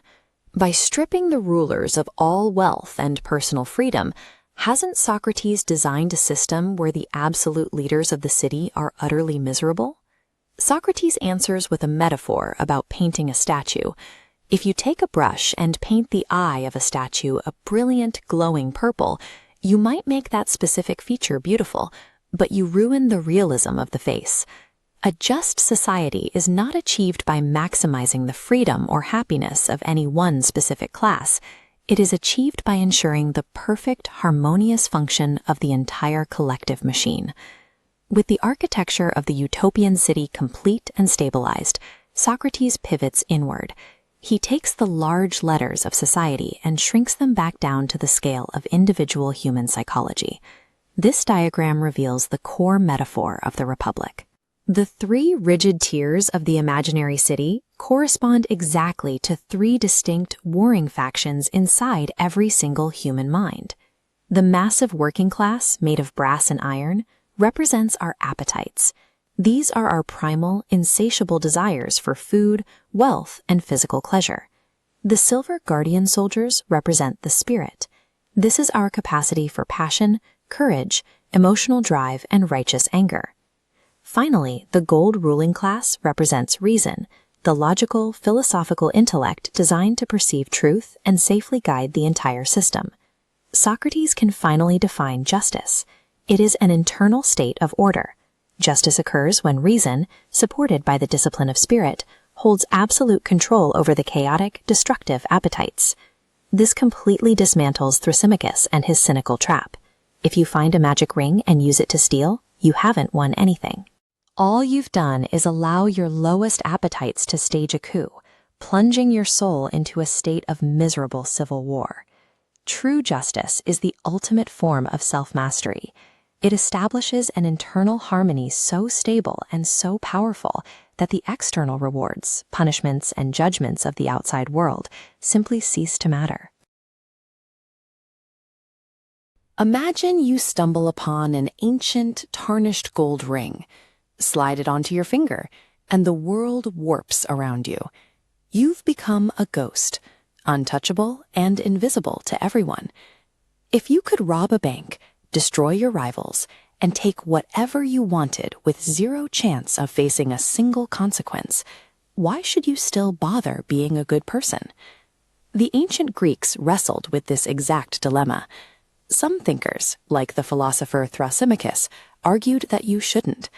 They claimed that justice is a scam, a set of artificial rules invented by the strong to control the weak. By that logic, a ruthless villain who successfully steals absolute power while maintaining a flawless public image has won the game. Meanwhile, a truly moral person who gets punished for doing the right thing looks like a fool. To defend morality against that kind of terrifying cynicism, we have to stop looking at justice as a simple checklist of good deeds. We need a different way to measure the human soul. Socrates realized that trying to locate an invisible trait like justice inside a single person's mind is impossibly difficult. The scale is simply too small. But think about what you do when you can't read a tiny, blurry piece of text. You fix the problem by expanding it. You blow up the font until the letters are large enough to see clearly. Instead of analyzing just one individual, Socrates proposes building a theoretical, perfectly engineered city from the ground up. By writing the rules of a sprawling society, the hidden mechanics of justice might finally become visible. Socrates is using this geopolitical empire as a lens. By engineering a massive, functioning state, he is building a high-resolution map of the human soul. Society doesn't start with grand philosophical ideals.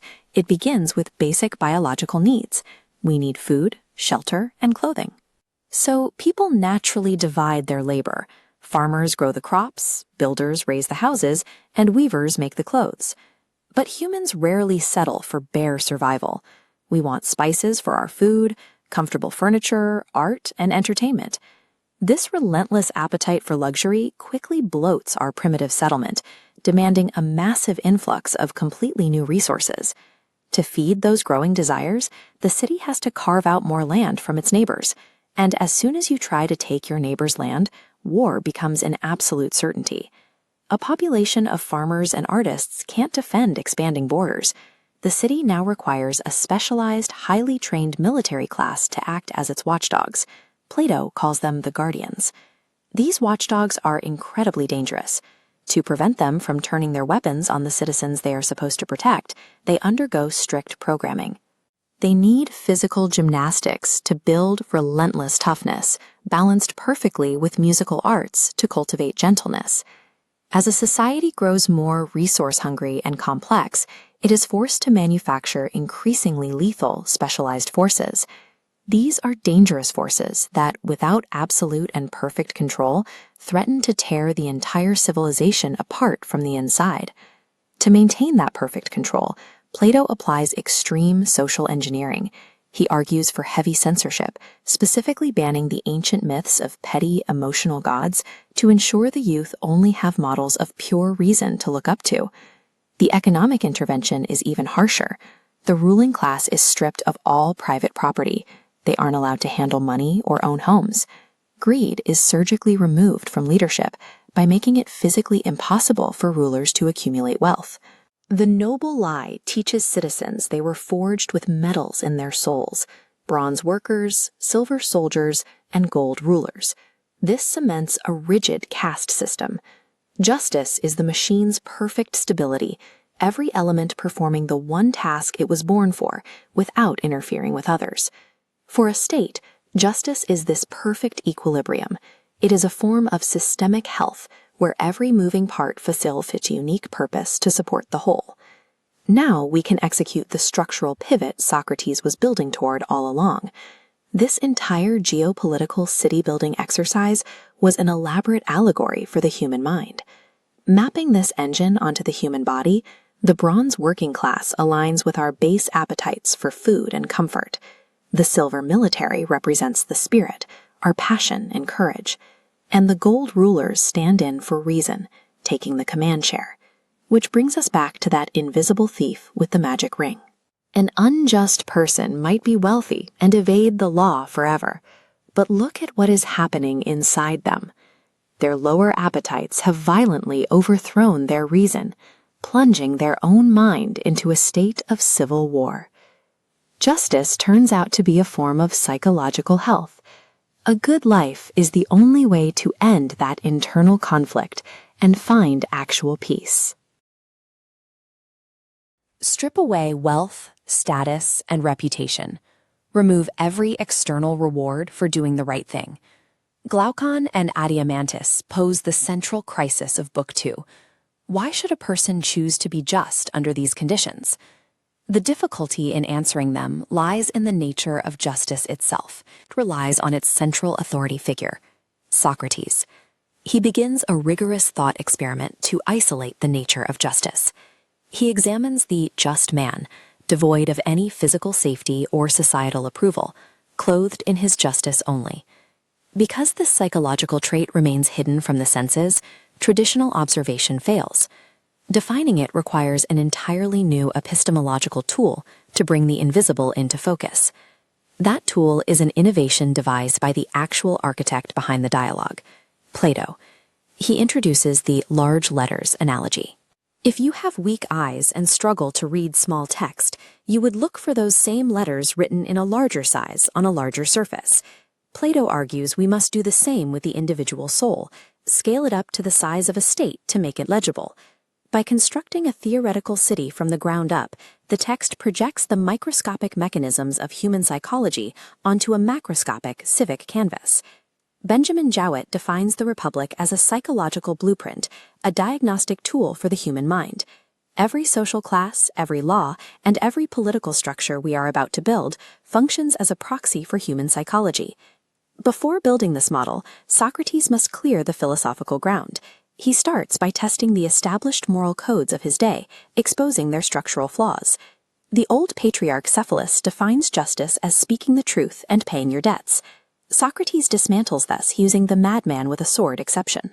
If you borrow a weapon from a friend who then goes mad, returning it is paying a debt, yet it is entirely unjust. Then comes Thrasymachus, who abandons morality for cynical realpolitik. He argues might makes right, claiming injustice is mathematically more profitable and stronger than justice. Socrates applies logic until this sophisticated argument collapses under its own weight. Absolute injustice is absolute weakness. It acts as a principle of discord. Two men who quarrel detract from one another's strength, and a house divided cannot stand.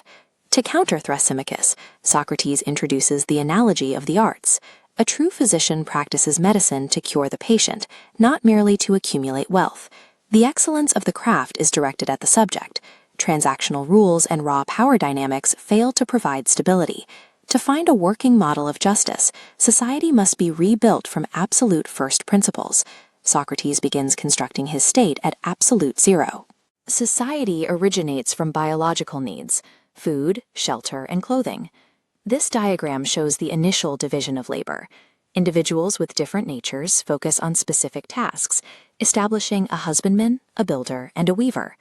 Glaucon rejects this simple settlement as a city of pigs, demanding sofas and fine art. These luxuries force the system to expand. The society immediately requires merchants, artists, cooks, and physicians. This explosion of excess creates a mathematical problem. To feed these people, the city must take its neighbor's land, which leads to war. War is a craft that requires its own specialized division of labor. The system now demands a military class, the guardians. The pursuit of luxury introduces permanent societal friction. Without a specialized enforcing mechanism, the heated state will devour itself and collapse. The guardian class poses a severe paradox. These watchdogs must exhibit lethal fierceness toward enemies, yet maintain absolute gentleness toward their own citizens. To engineer this dual nature, Plato relies on environmental determinism. The state controls the guardian's psyche by controlling every experience.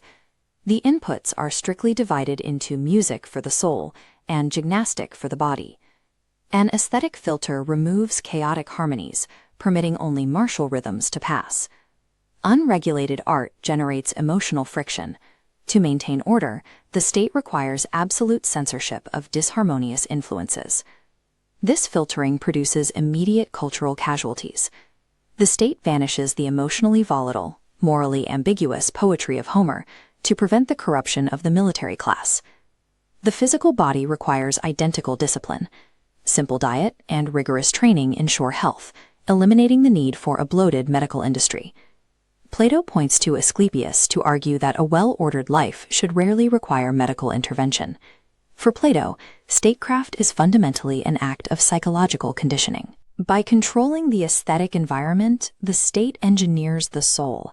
To lock this perfectly calibrated system into place, the state relies on a foundational piece of propaganda Socrates calls the monstrous fiction, or noble lie. This chart shows how the mythology organizes the network into a strict vertical hierarchy. Rulers at the top are supported by auxiliaries, who rest on a base of artisans and farmers. Citizens learn the myth of metals. Souls are infused with distinct metals: gold for rulers, silver for soldiers, and brass and iron for craftsmen, ensuring compliance through this biological fact. Jowett identifies an idealized aristocracy of merit, where rank is determined by objective testing. This necessitates a transposition of ranks. A bronze citizen exhibiting golden qualities must rise, and a golden child falling short must descend. To give this system ultimate cohesion, Plato leverages religious authority, explicitly assigning the highest laws of the state to the ancestral deity at Delphi. The noble lie serves as the stabilizing glue of this meritocratic society. It ensures every individual accepts their engineered function without resentment, allowing the state to operate as a single organism. With the macroscopic state fully constructed, we return to the question that opened the dialogue. Where exactly is justice located within this system? The Socratic synthesis reveals that justice is structural order. It is the harmony found when every part of a system performs its own role. This visualization maps the civic blueprint onto the human mind. Left, the tripartite state; right, the tripartite soul. They are isomorphic. Golden rulers map to reason, silver auxiliaries to spirit, bronze artisans to appetites. Justice is achieved when each class does its specific work. Likewise, in the soul, justice is achieved only when reason rules over the chaotic appetites, aided by the enforcing courage of the spirit. The large letters have served their purpose. A perfectly just city and a perfectly just soul share the same mechanical wiring. Because the macro and micro are isomorphic, there is no separation between ethics and politics. To the Socratic mind, the good man and the good citizen are one and the same. Yet Plato acknowledges that this perfect city is practically impossible to realize in the physical world. If ever built, it would succumb to decay. As Benjamin Jowett points out, reading this text as a literal attempt at government misses the point. External laws and political systems are useless if the internal architecture of the individual citizen remains disordered. Ultimately, the macroscopic state simply functions as the necessary blueprint and schematic required for engineering the isolated individual mind. The ideal state exists as an internal kingdom within the rational mind, serving as the pattern and rule for human life. The inquiry begins at the festival in the Piraeus, the bustling maritime harbor of ancient Athens. Here, Socrates faces an epistemological nightmare. He is trying to isolate, examine, and define the exact nature of justice within a single human being. He is immediately challenged by Thrasymachus, who offers a cynical baseline. Justice is the advantage of the stronger. It is a tool used by those in power to control everyone else. The challenge deepens when Glaucon and Adeimantus step in. They strip away all external incentives, wealth and reputation, and the fear of punishment, and demand Socrates prove justice is an internal good, even if the just man is tortured and despised. To push the point, they introduce the ring of Gyges. If a man possessed a ring that made him entirely invisible to society, immune to any consequences, would he still act justly? The problem is one of visibility. The internal mechanics of justice inside a single soul are too small and too complex to observe in isolation.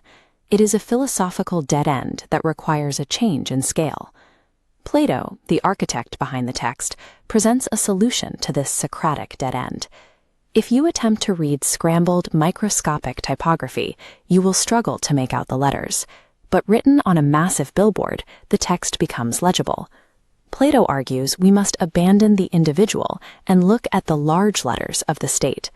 Plato frames the dialogue as a systems engineering schematic, allowing us to observe moral mechanics in plain sight.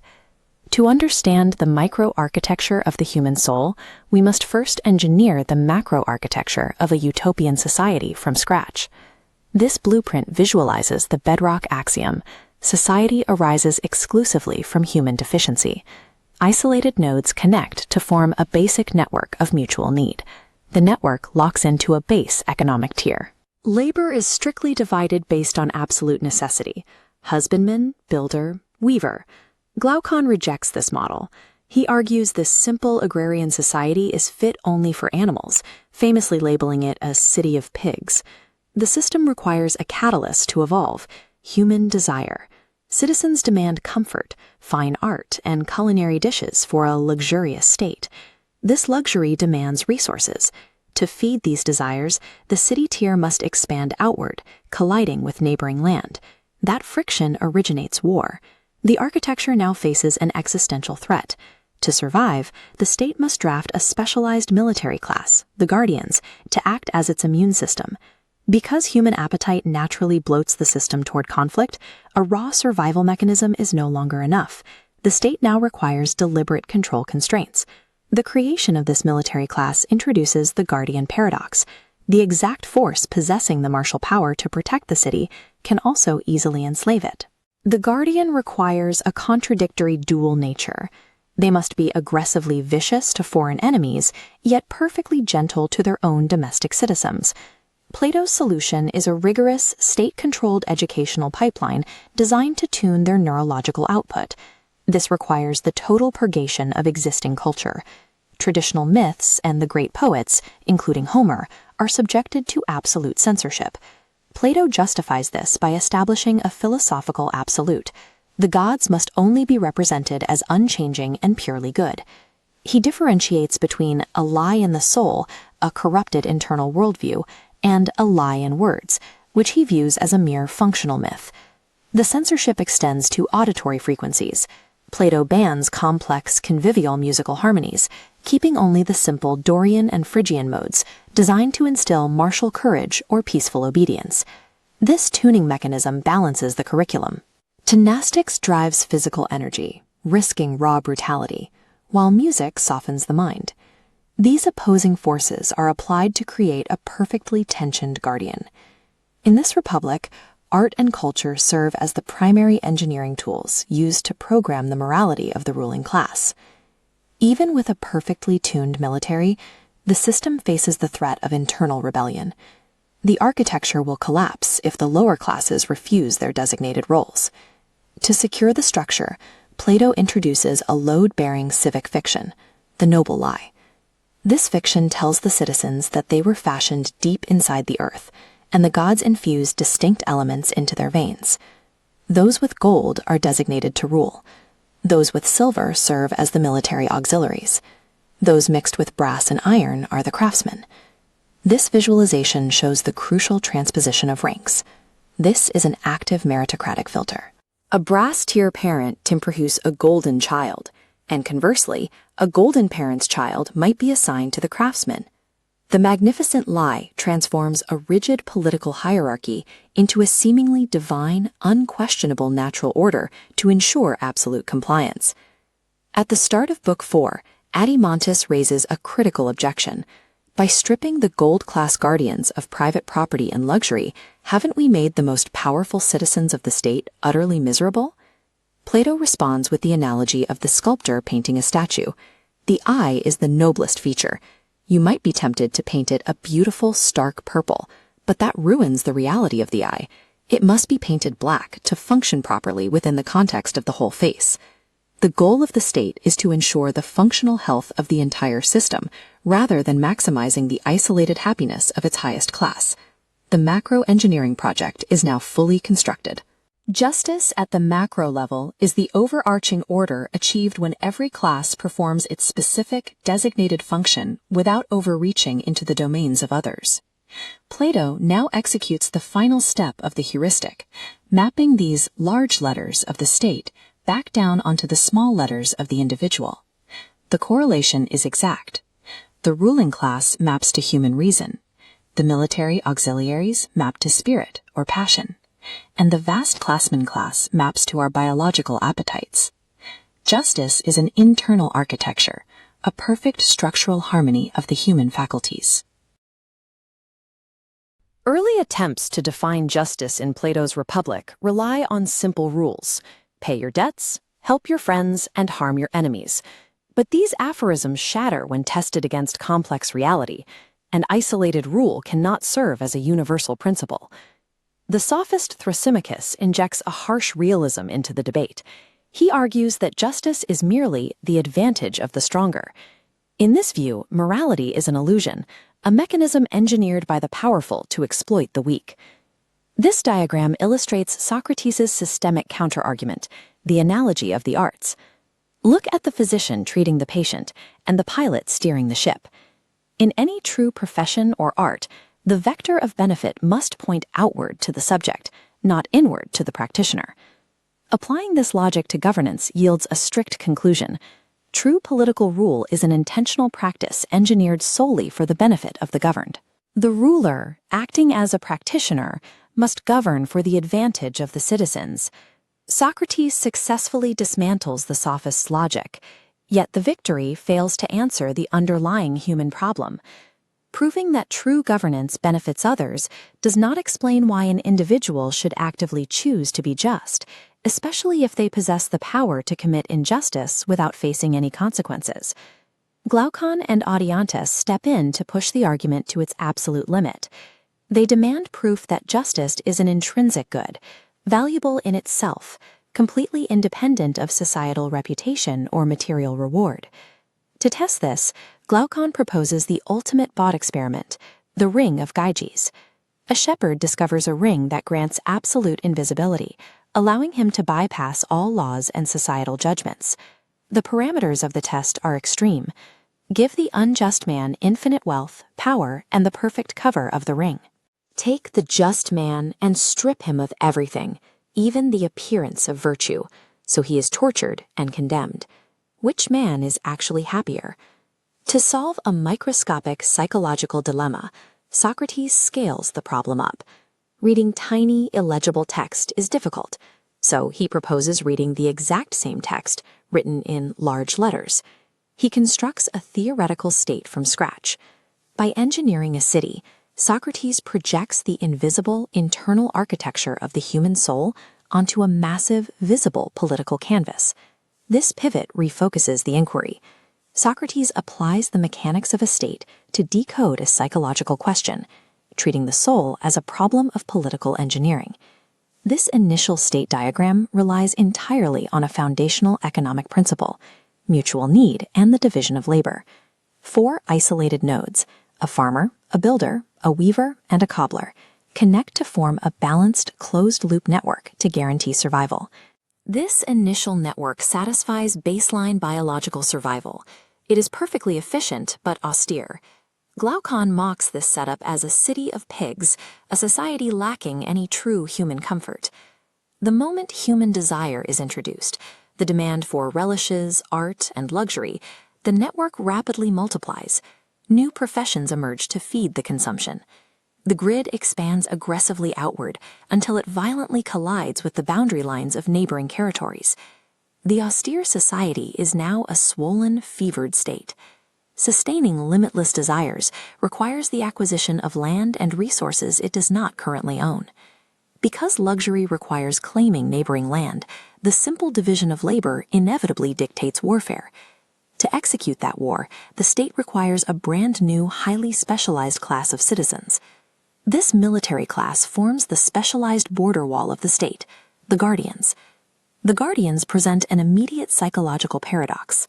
A force lethal enough to destroy outside threats is equally capable of subjugating its own citizens. They must be violently aggressive toward enemies, yet perfectly gentle toward the people they protect. Socrates compares this dual nature to a watchdog. A dog attacks strangers and welcomes familiars. Its behavior is governed by a basic philosophic mechanism, the knowledge of familiarity and truth. Plato engineers a strict curriculum to calibrate this dual nature. As this dial showing the guardian's soul demonstrates, physical training, gymnastics, is required to build spirited courage, balanced against aesthetic exposure, music, and literature to cultivate the gentle philosophic mind. Maintaining this precise equilibrium requires strict epistemological censorship. Plato removes chaotic inputs, actively banishing revered poets like Homer and Hesiod from the curriculum. These ancient texts depict gods engaging in deceit, uncontrollable grief, and petty malice. Attributing human flaws to divine figures corrupts the objective standard of truth required to establish the guardian's philosophic baseline.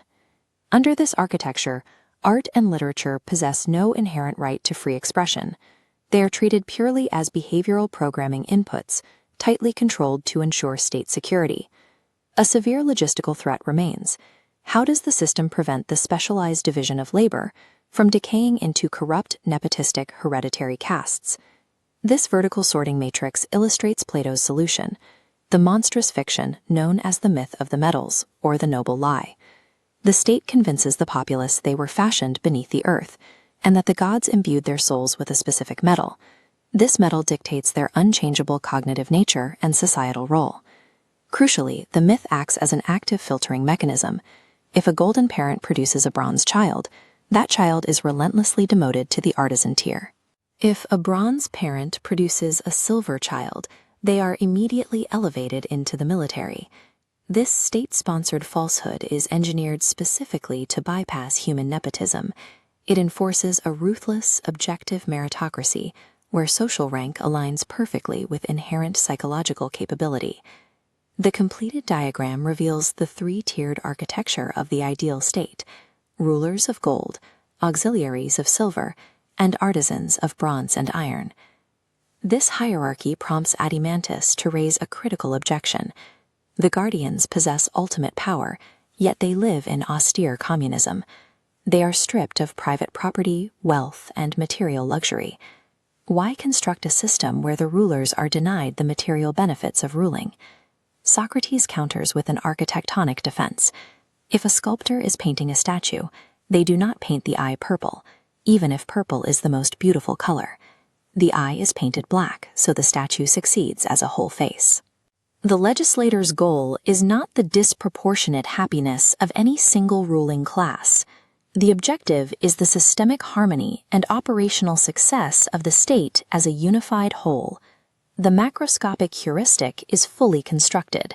The ideal state has been successfully bootstrapped from first principles and calibrated for structural harmony.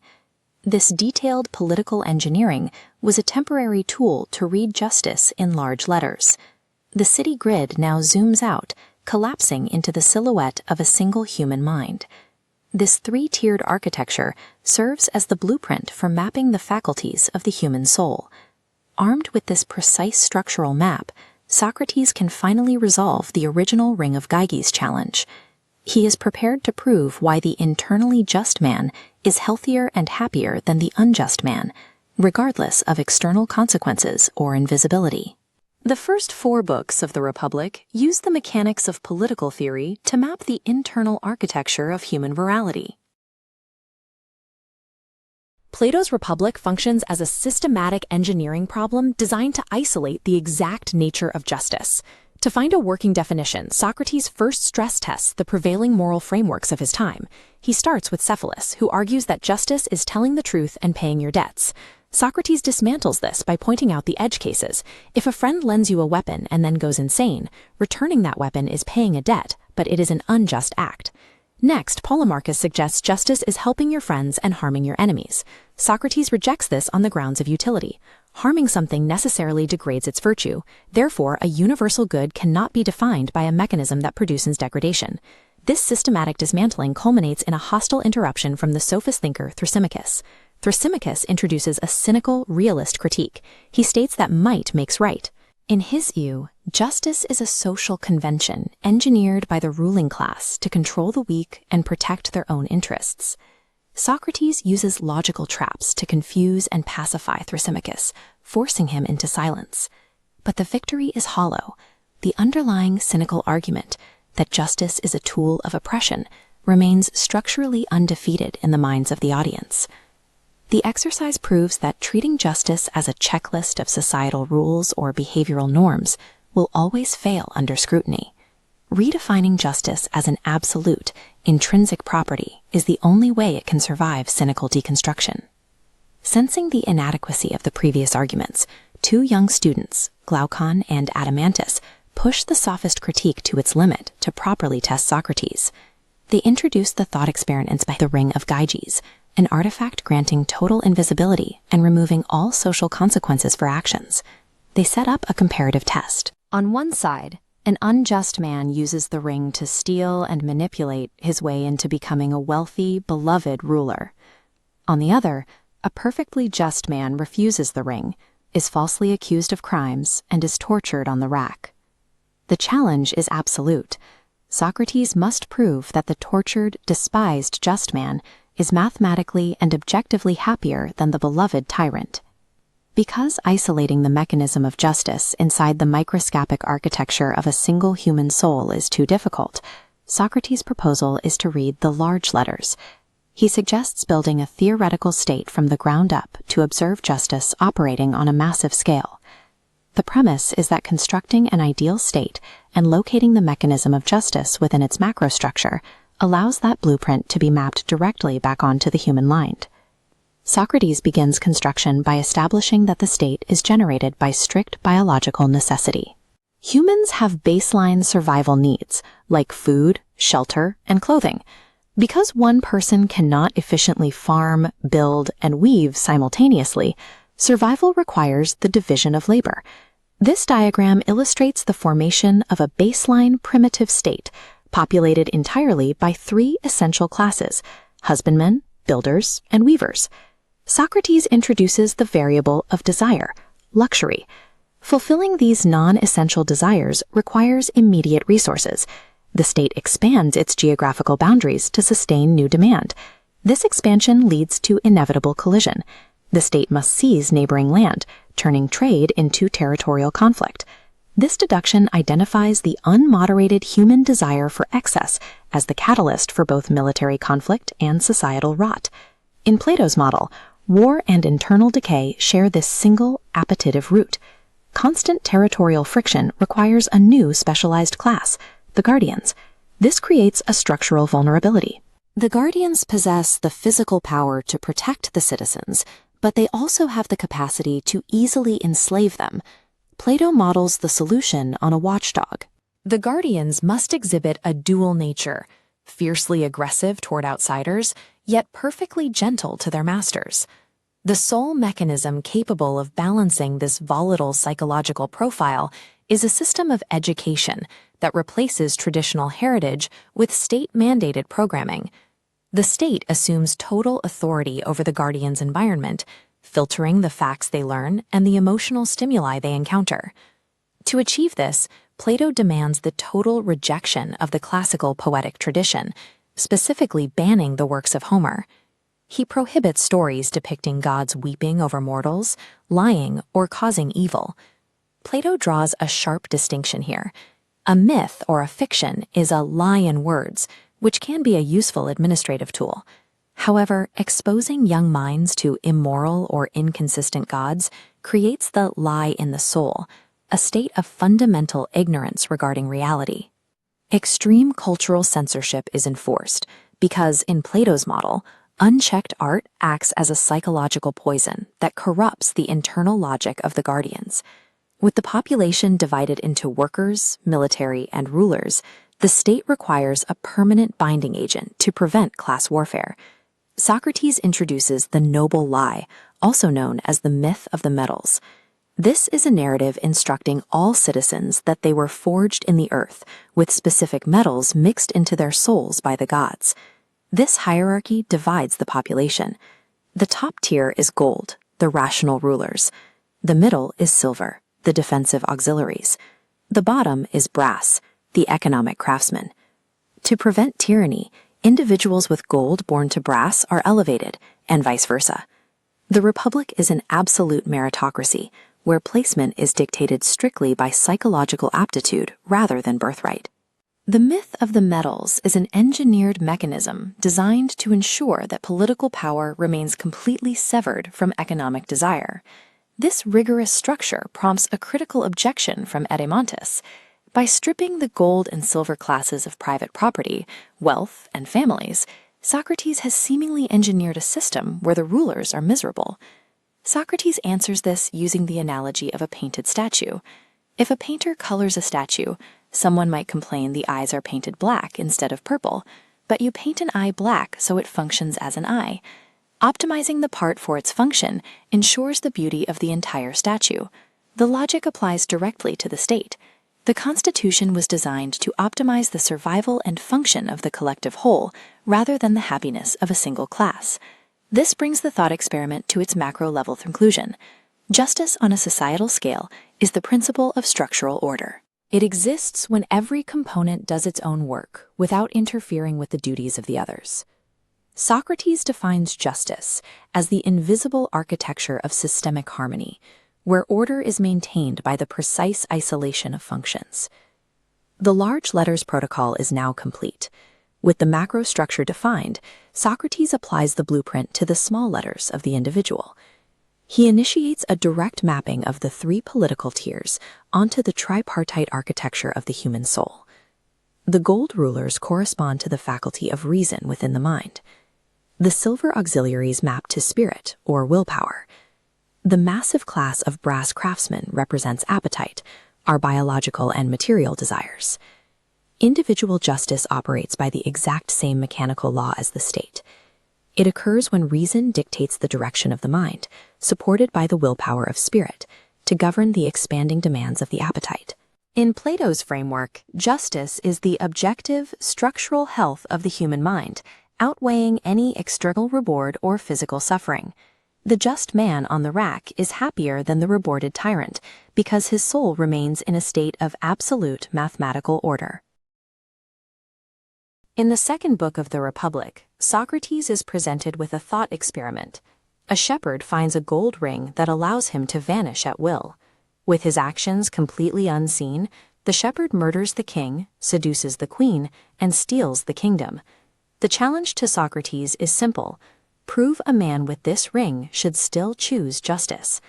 Glaucon tightens the trap. He demands that Socrates strip away all external rewards of good behavior. Socrates must defend a genuinely just man, stripped of his wealth, universally despised as a villain, and physically tortured.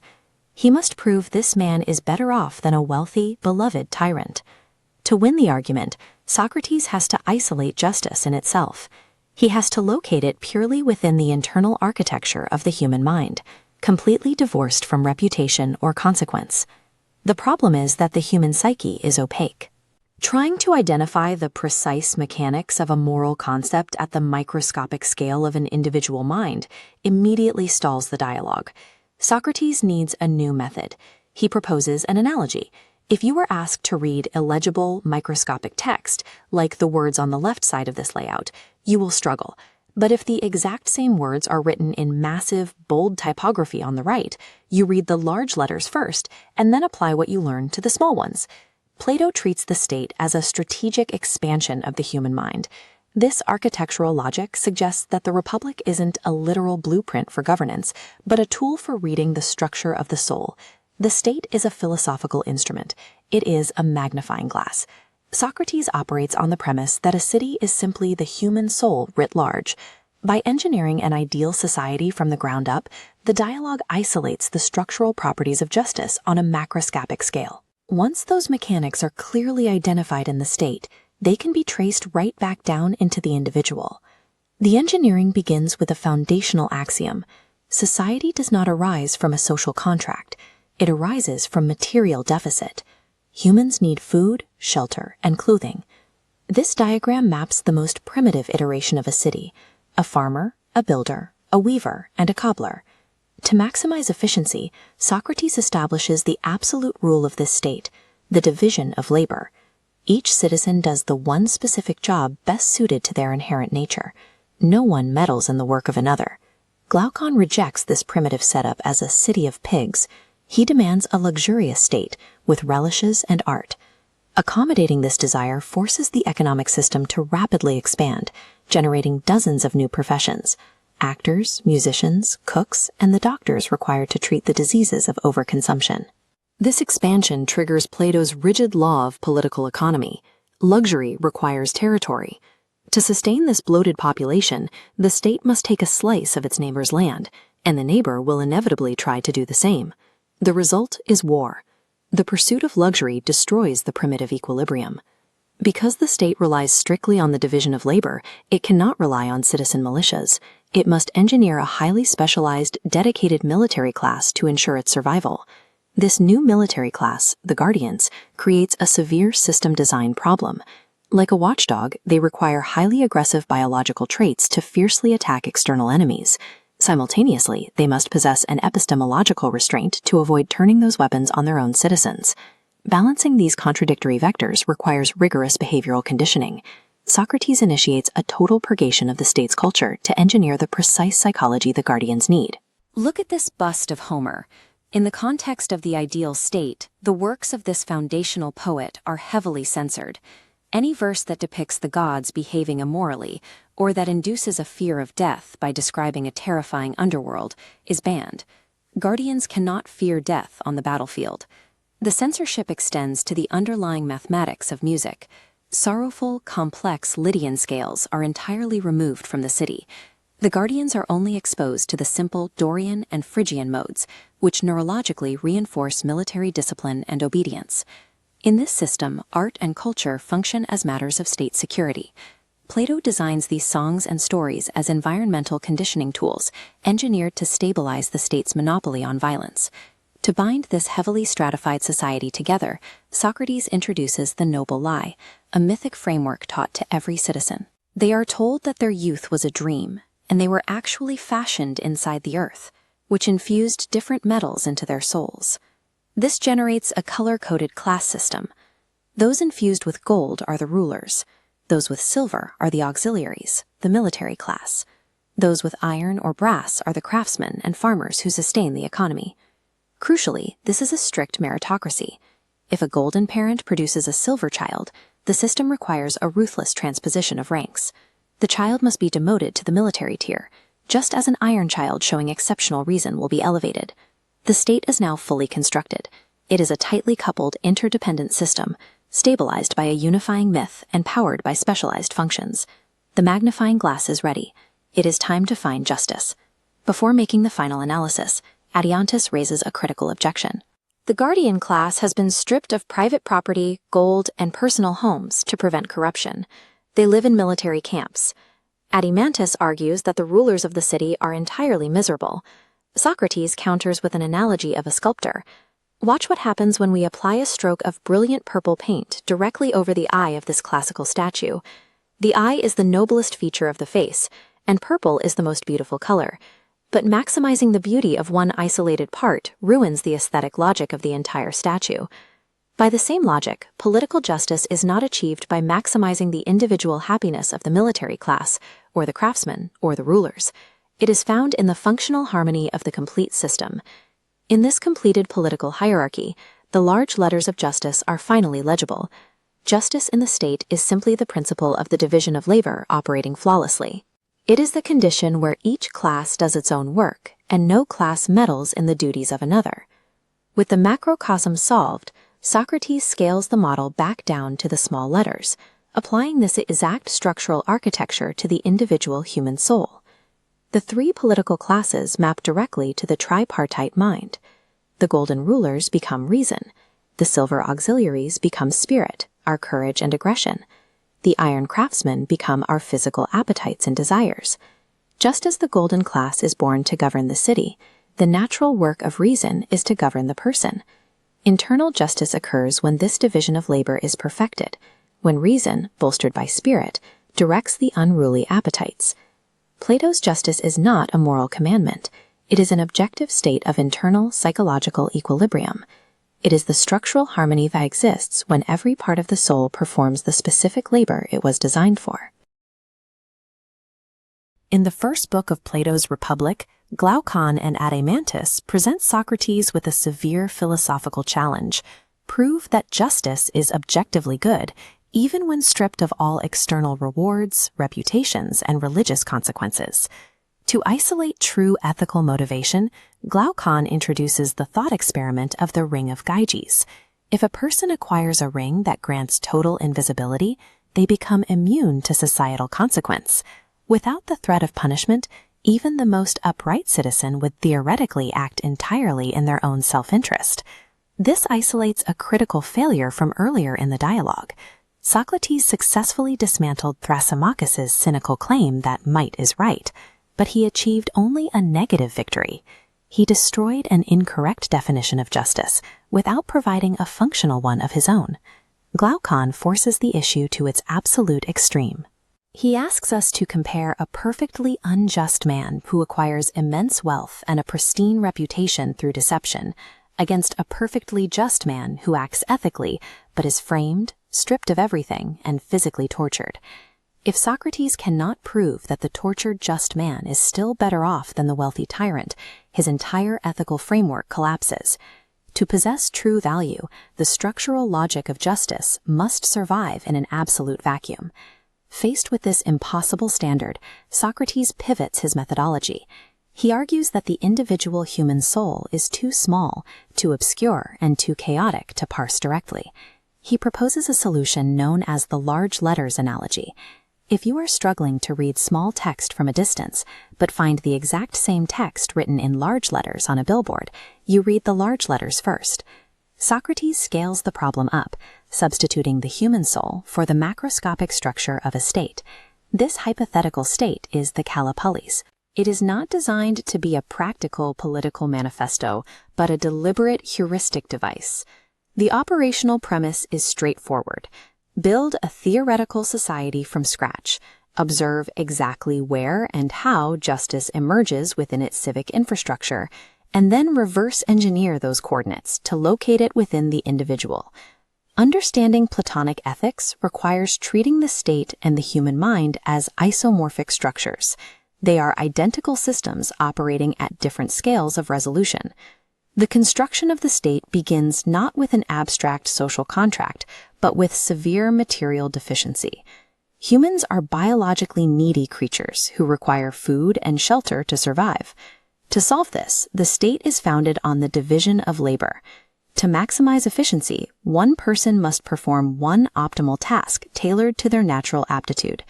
This functional economy satisfies basic survival requirements. Glaucon derisively calls it a city of pigs. It is mathematically sustainable, but completely devoid of comfort. To satisfy human nature, Socrates injects non-essential desires into the model. He adds sofas, sauces, artists, and doctors. This breaks the sustainable baseline, creating what he calls the fevered state. Sustaining this bloated luxury class drains local resources. The mathematical consequence is that territorial expansion becomes inevitable to feed the new population. By tracing the supply chain of desire, Plato isolates luxury and excess as the mechanical engines of conflict. They are what guarantee the necessity of war, permanently altering the architecture of the state. To manage this generated reality of continuous border conflict, the state requires a specialized border defense class. These are the guardians. This introduces a severe engineering problem. The guardians are the city's apex predators, operating as highly lethal watchdogs. Watchdogs exist in a state of biological contradiction. They must be viciously aggressive toward external threats, yet remain perfectly gentle to the citizens they protect. To prevent the military from turning on the populace, Plato devises a solution relying entirely on rigorous systemic environmental conditioning. In the Callipolis, theology, poetry, and music are not avenues of individual freedom. They are psychological code deployed to program the guardian's exact temperament. To secure the system, culture is entirely subordinated to statecraft. Human development is treated as an algorithmic input-output equation. The programming begins with a strict censorship protocol, starting with the immediate purge of traditional theology. Logically, a perfect entity cannot cause evil, nor can it mutate or disguise itself, because any change from perfection is a degradation. Therefore, narratives showing gods deceiving humans or changing form are banned. The purge extends to poetry. The traditional epics of Homer, filled with the wailing and weeping of heroes, are systematically excised from the curriculum. Terrifying descriptions of the underworld are also removed. A guardian conditioned to fear death over enslavement represents a critical structural vulnerability in the city's defense. The auditory environment is regulated with equal severity. Polyphonic instruments and complex rhythms, like the mixed Lydian harmonies, are strictly prohibited. These specific frequencies and auditory inputs are calculated to induce melancholy and emotional volatility. Left unchecked, they threaten the guardian's internal baseline. The final inputs focus on the physical curriculum, addressing translator Benjamin Jowett's analysis of the body-mind dynamic in Plato's system. But this is not a simple division of labor. Gymnastics is not exclusively for building physical strength, and music is not exclusively for intellectual refinement. Both disciplines are applied as tools to tune the soul. An excess of physical training produces a brutal savage, while an excess of music yields an enervated coward. The curriculum keeps them balanced between extremes. The Calopolis operates as an engineered algorithmic environment. Every melody, poem, and physical routine is meticulously curated to guarantee a precise psychological output. At this point, the mechanical infrastructure of the state is complete, but it remains highly precarious. Systemic collapse is probable if citizens attempt class mobility. To lock the social strata in place, the system requires an ultimate structural binder. Plato introduces what is commonly translated as the noble lie. This is a systemic falsehood woven into the culture.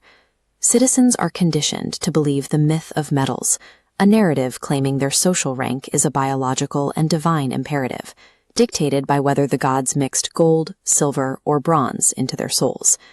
The scholar Benjamin Jowett referred to this tactical deception as an economy. It is a careful accommodation of truth specifically designed for mass consumption. While modern audiences demand strict historical truth from their narratives, the Platonic system evaluates truth primarily by its utility. In this framework, absolute philosophical truth is the exclusive domain of the governing class. For the broader population, theology and myth are deployed as tools to maintain order. In the architectural logic of antiquity, moral utility and structural stability absolutely supersede historical fact. With the classes locked into place, the grand architectural sleight of hand is revealed. The state is finally complete, but building it was never the actual goal. By examining the finished city, justice becomes visible, a structural condition where every class does its own work without meddling with the others. Socrates takes this completed macrostructure and translates it directly back to Glaucon's original challenge regarding the individual. The civic classes map perfectly onto the human faculties. Individual justice is an internal harmony where reason, the gold, rules, spirit, the silver, enforces, and appetite, the bronze, obeys. This resolves the deadlock of the ring of Gyges. A perfectly just person possesses an invincible internal harmony. Even if they are tortured and stripped of their reputation, their internal structure remains flawlessly intact, rendering them immune to external misery. For Plato, ethics and politics are indistinguishable. The good human being and the good state are the exact same structural phenomenon, simply operating at different scales of resolution. In this simulation of the ring of Gyges thought experiment, one invisible figure hoards gold, while an identical figure is stripped naked and struck down. Glaucon and Adeimantus pose a brutal challenge. If we remove all societal praise, fear of prison, and divine rewards, does an inherent logic still compel a person to choose the righteous path? The sophist Thrasymachus injects a cynical realpolitik into the debate, arguing that morality is an illusion. Justice, he claims, is strictly the advantage of the stronger. The philosopher Socrates must dismantle this transactional view of human behavior. The immediate barrier to answering this challenge is that human motives are opaque. We cannot dissect a person's internal psychology to observe their raw intentions. The individual human soul is simply too small and complex to examine directly. Plato constructs a systemic solution to this epistemic crisis. Imagine reading tiny, blurred text from a distance. If the exact same text exists elsewhere in massive typography, you'd read the large letters first. Plato establishes the state is the individual writ large. By analyzing macroscopic society, we infer the microscopic mechanics of human nature. He maps this abstraction onto the physical reality of ancient Hellas, using the familiar mechanics of the city-state as his conceptual canvas.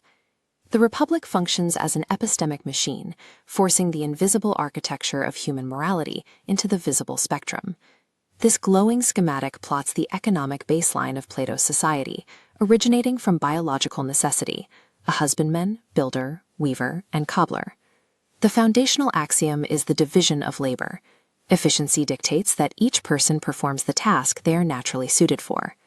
Glaucon immediately objects to this baseline survival model, dismissing it as a city of pigs, devoid of human culture and comfort.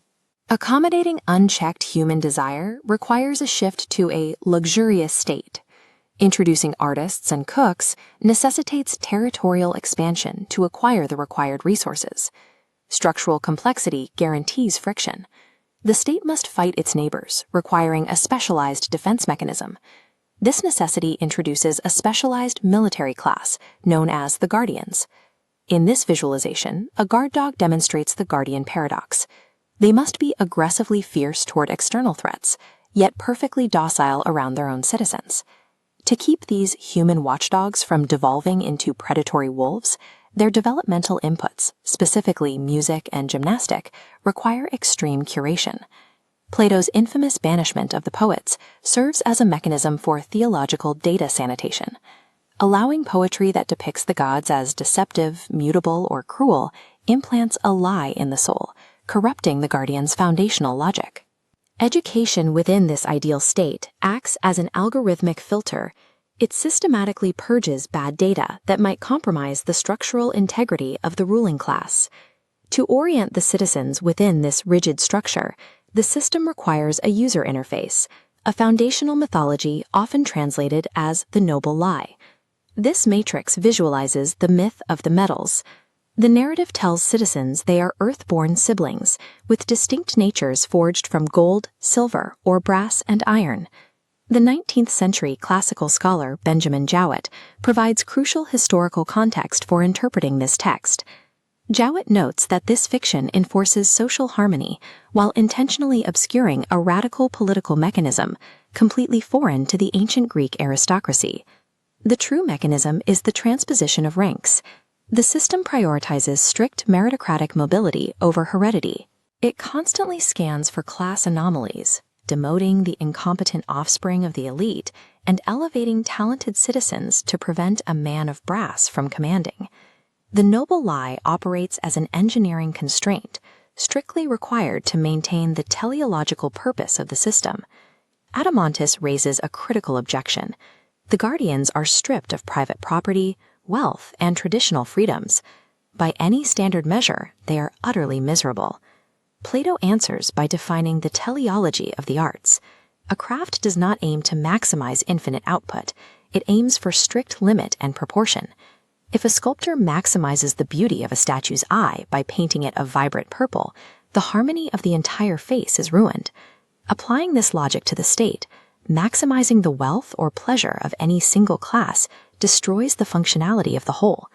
True justice and happiness are found exclusively in structural integrity, never in the maximization of utility for isolated parts. Having used the city as a magnifying glass, we can now collapse the massive political blueprint back into the individual mind. As this three-tiered blueprint hovers in abstract space, we execute the core isomorphism. The gold rulers map directly to the faculty of reason. The silver guardians map to spirit. The brass artisans map to the base appetites, completing the circuit. We can now define justice. It is an internal, objective harmony where spirit and appetite operate under the strict command of reason. When this epistemic machine is perfectly aligned, the invisible logic of the mind is finally visible. Happiness emerges as the inescapable structural byproduct of a well-ordered soul.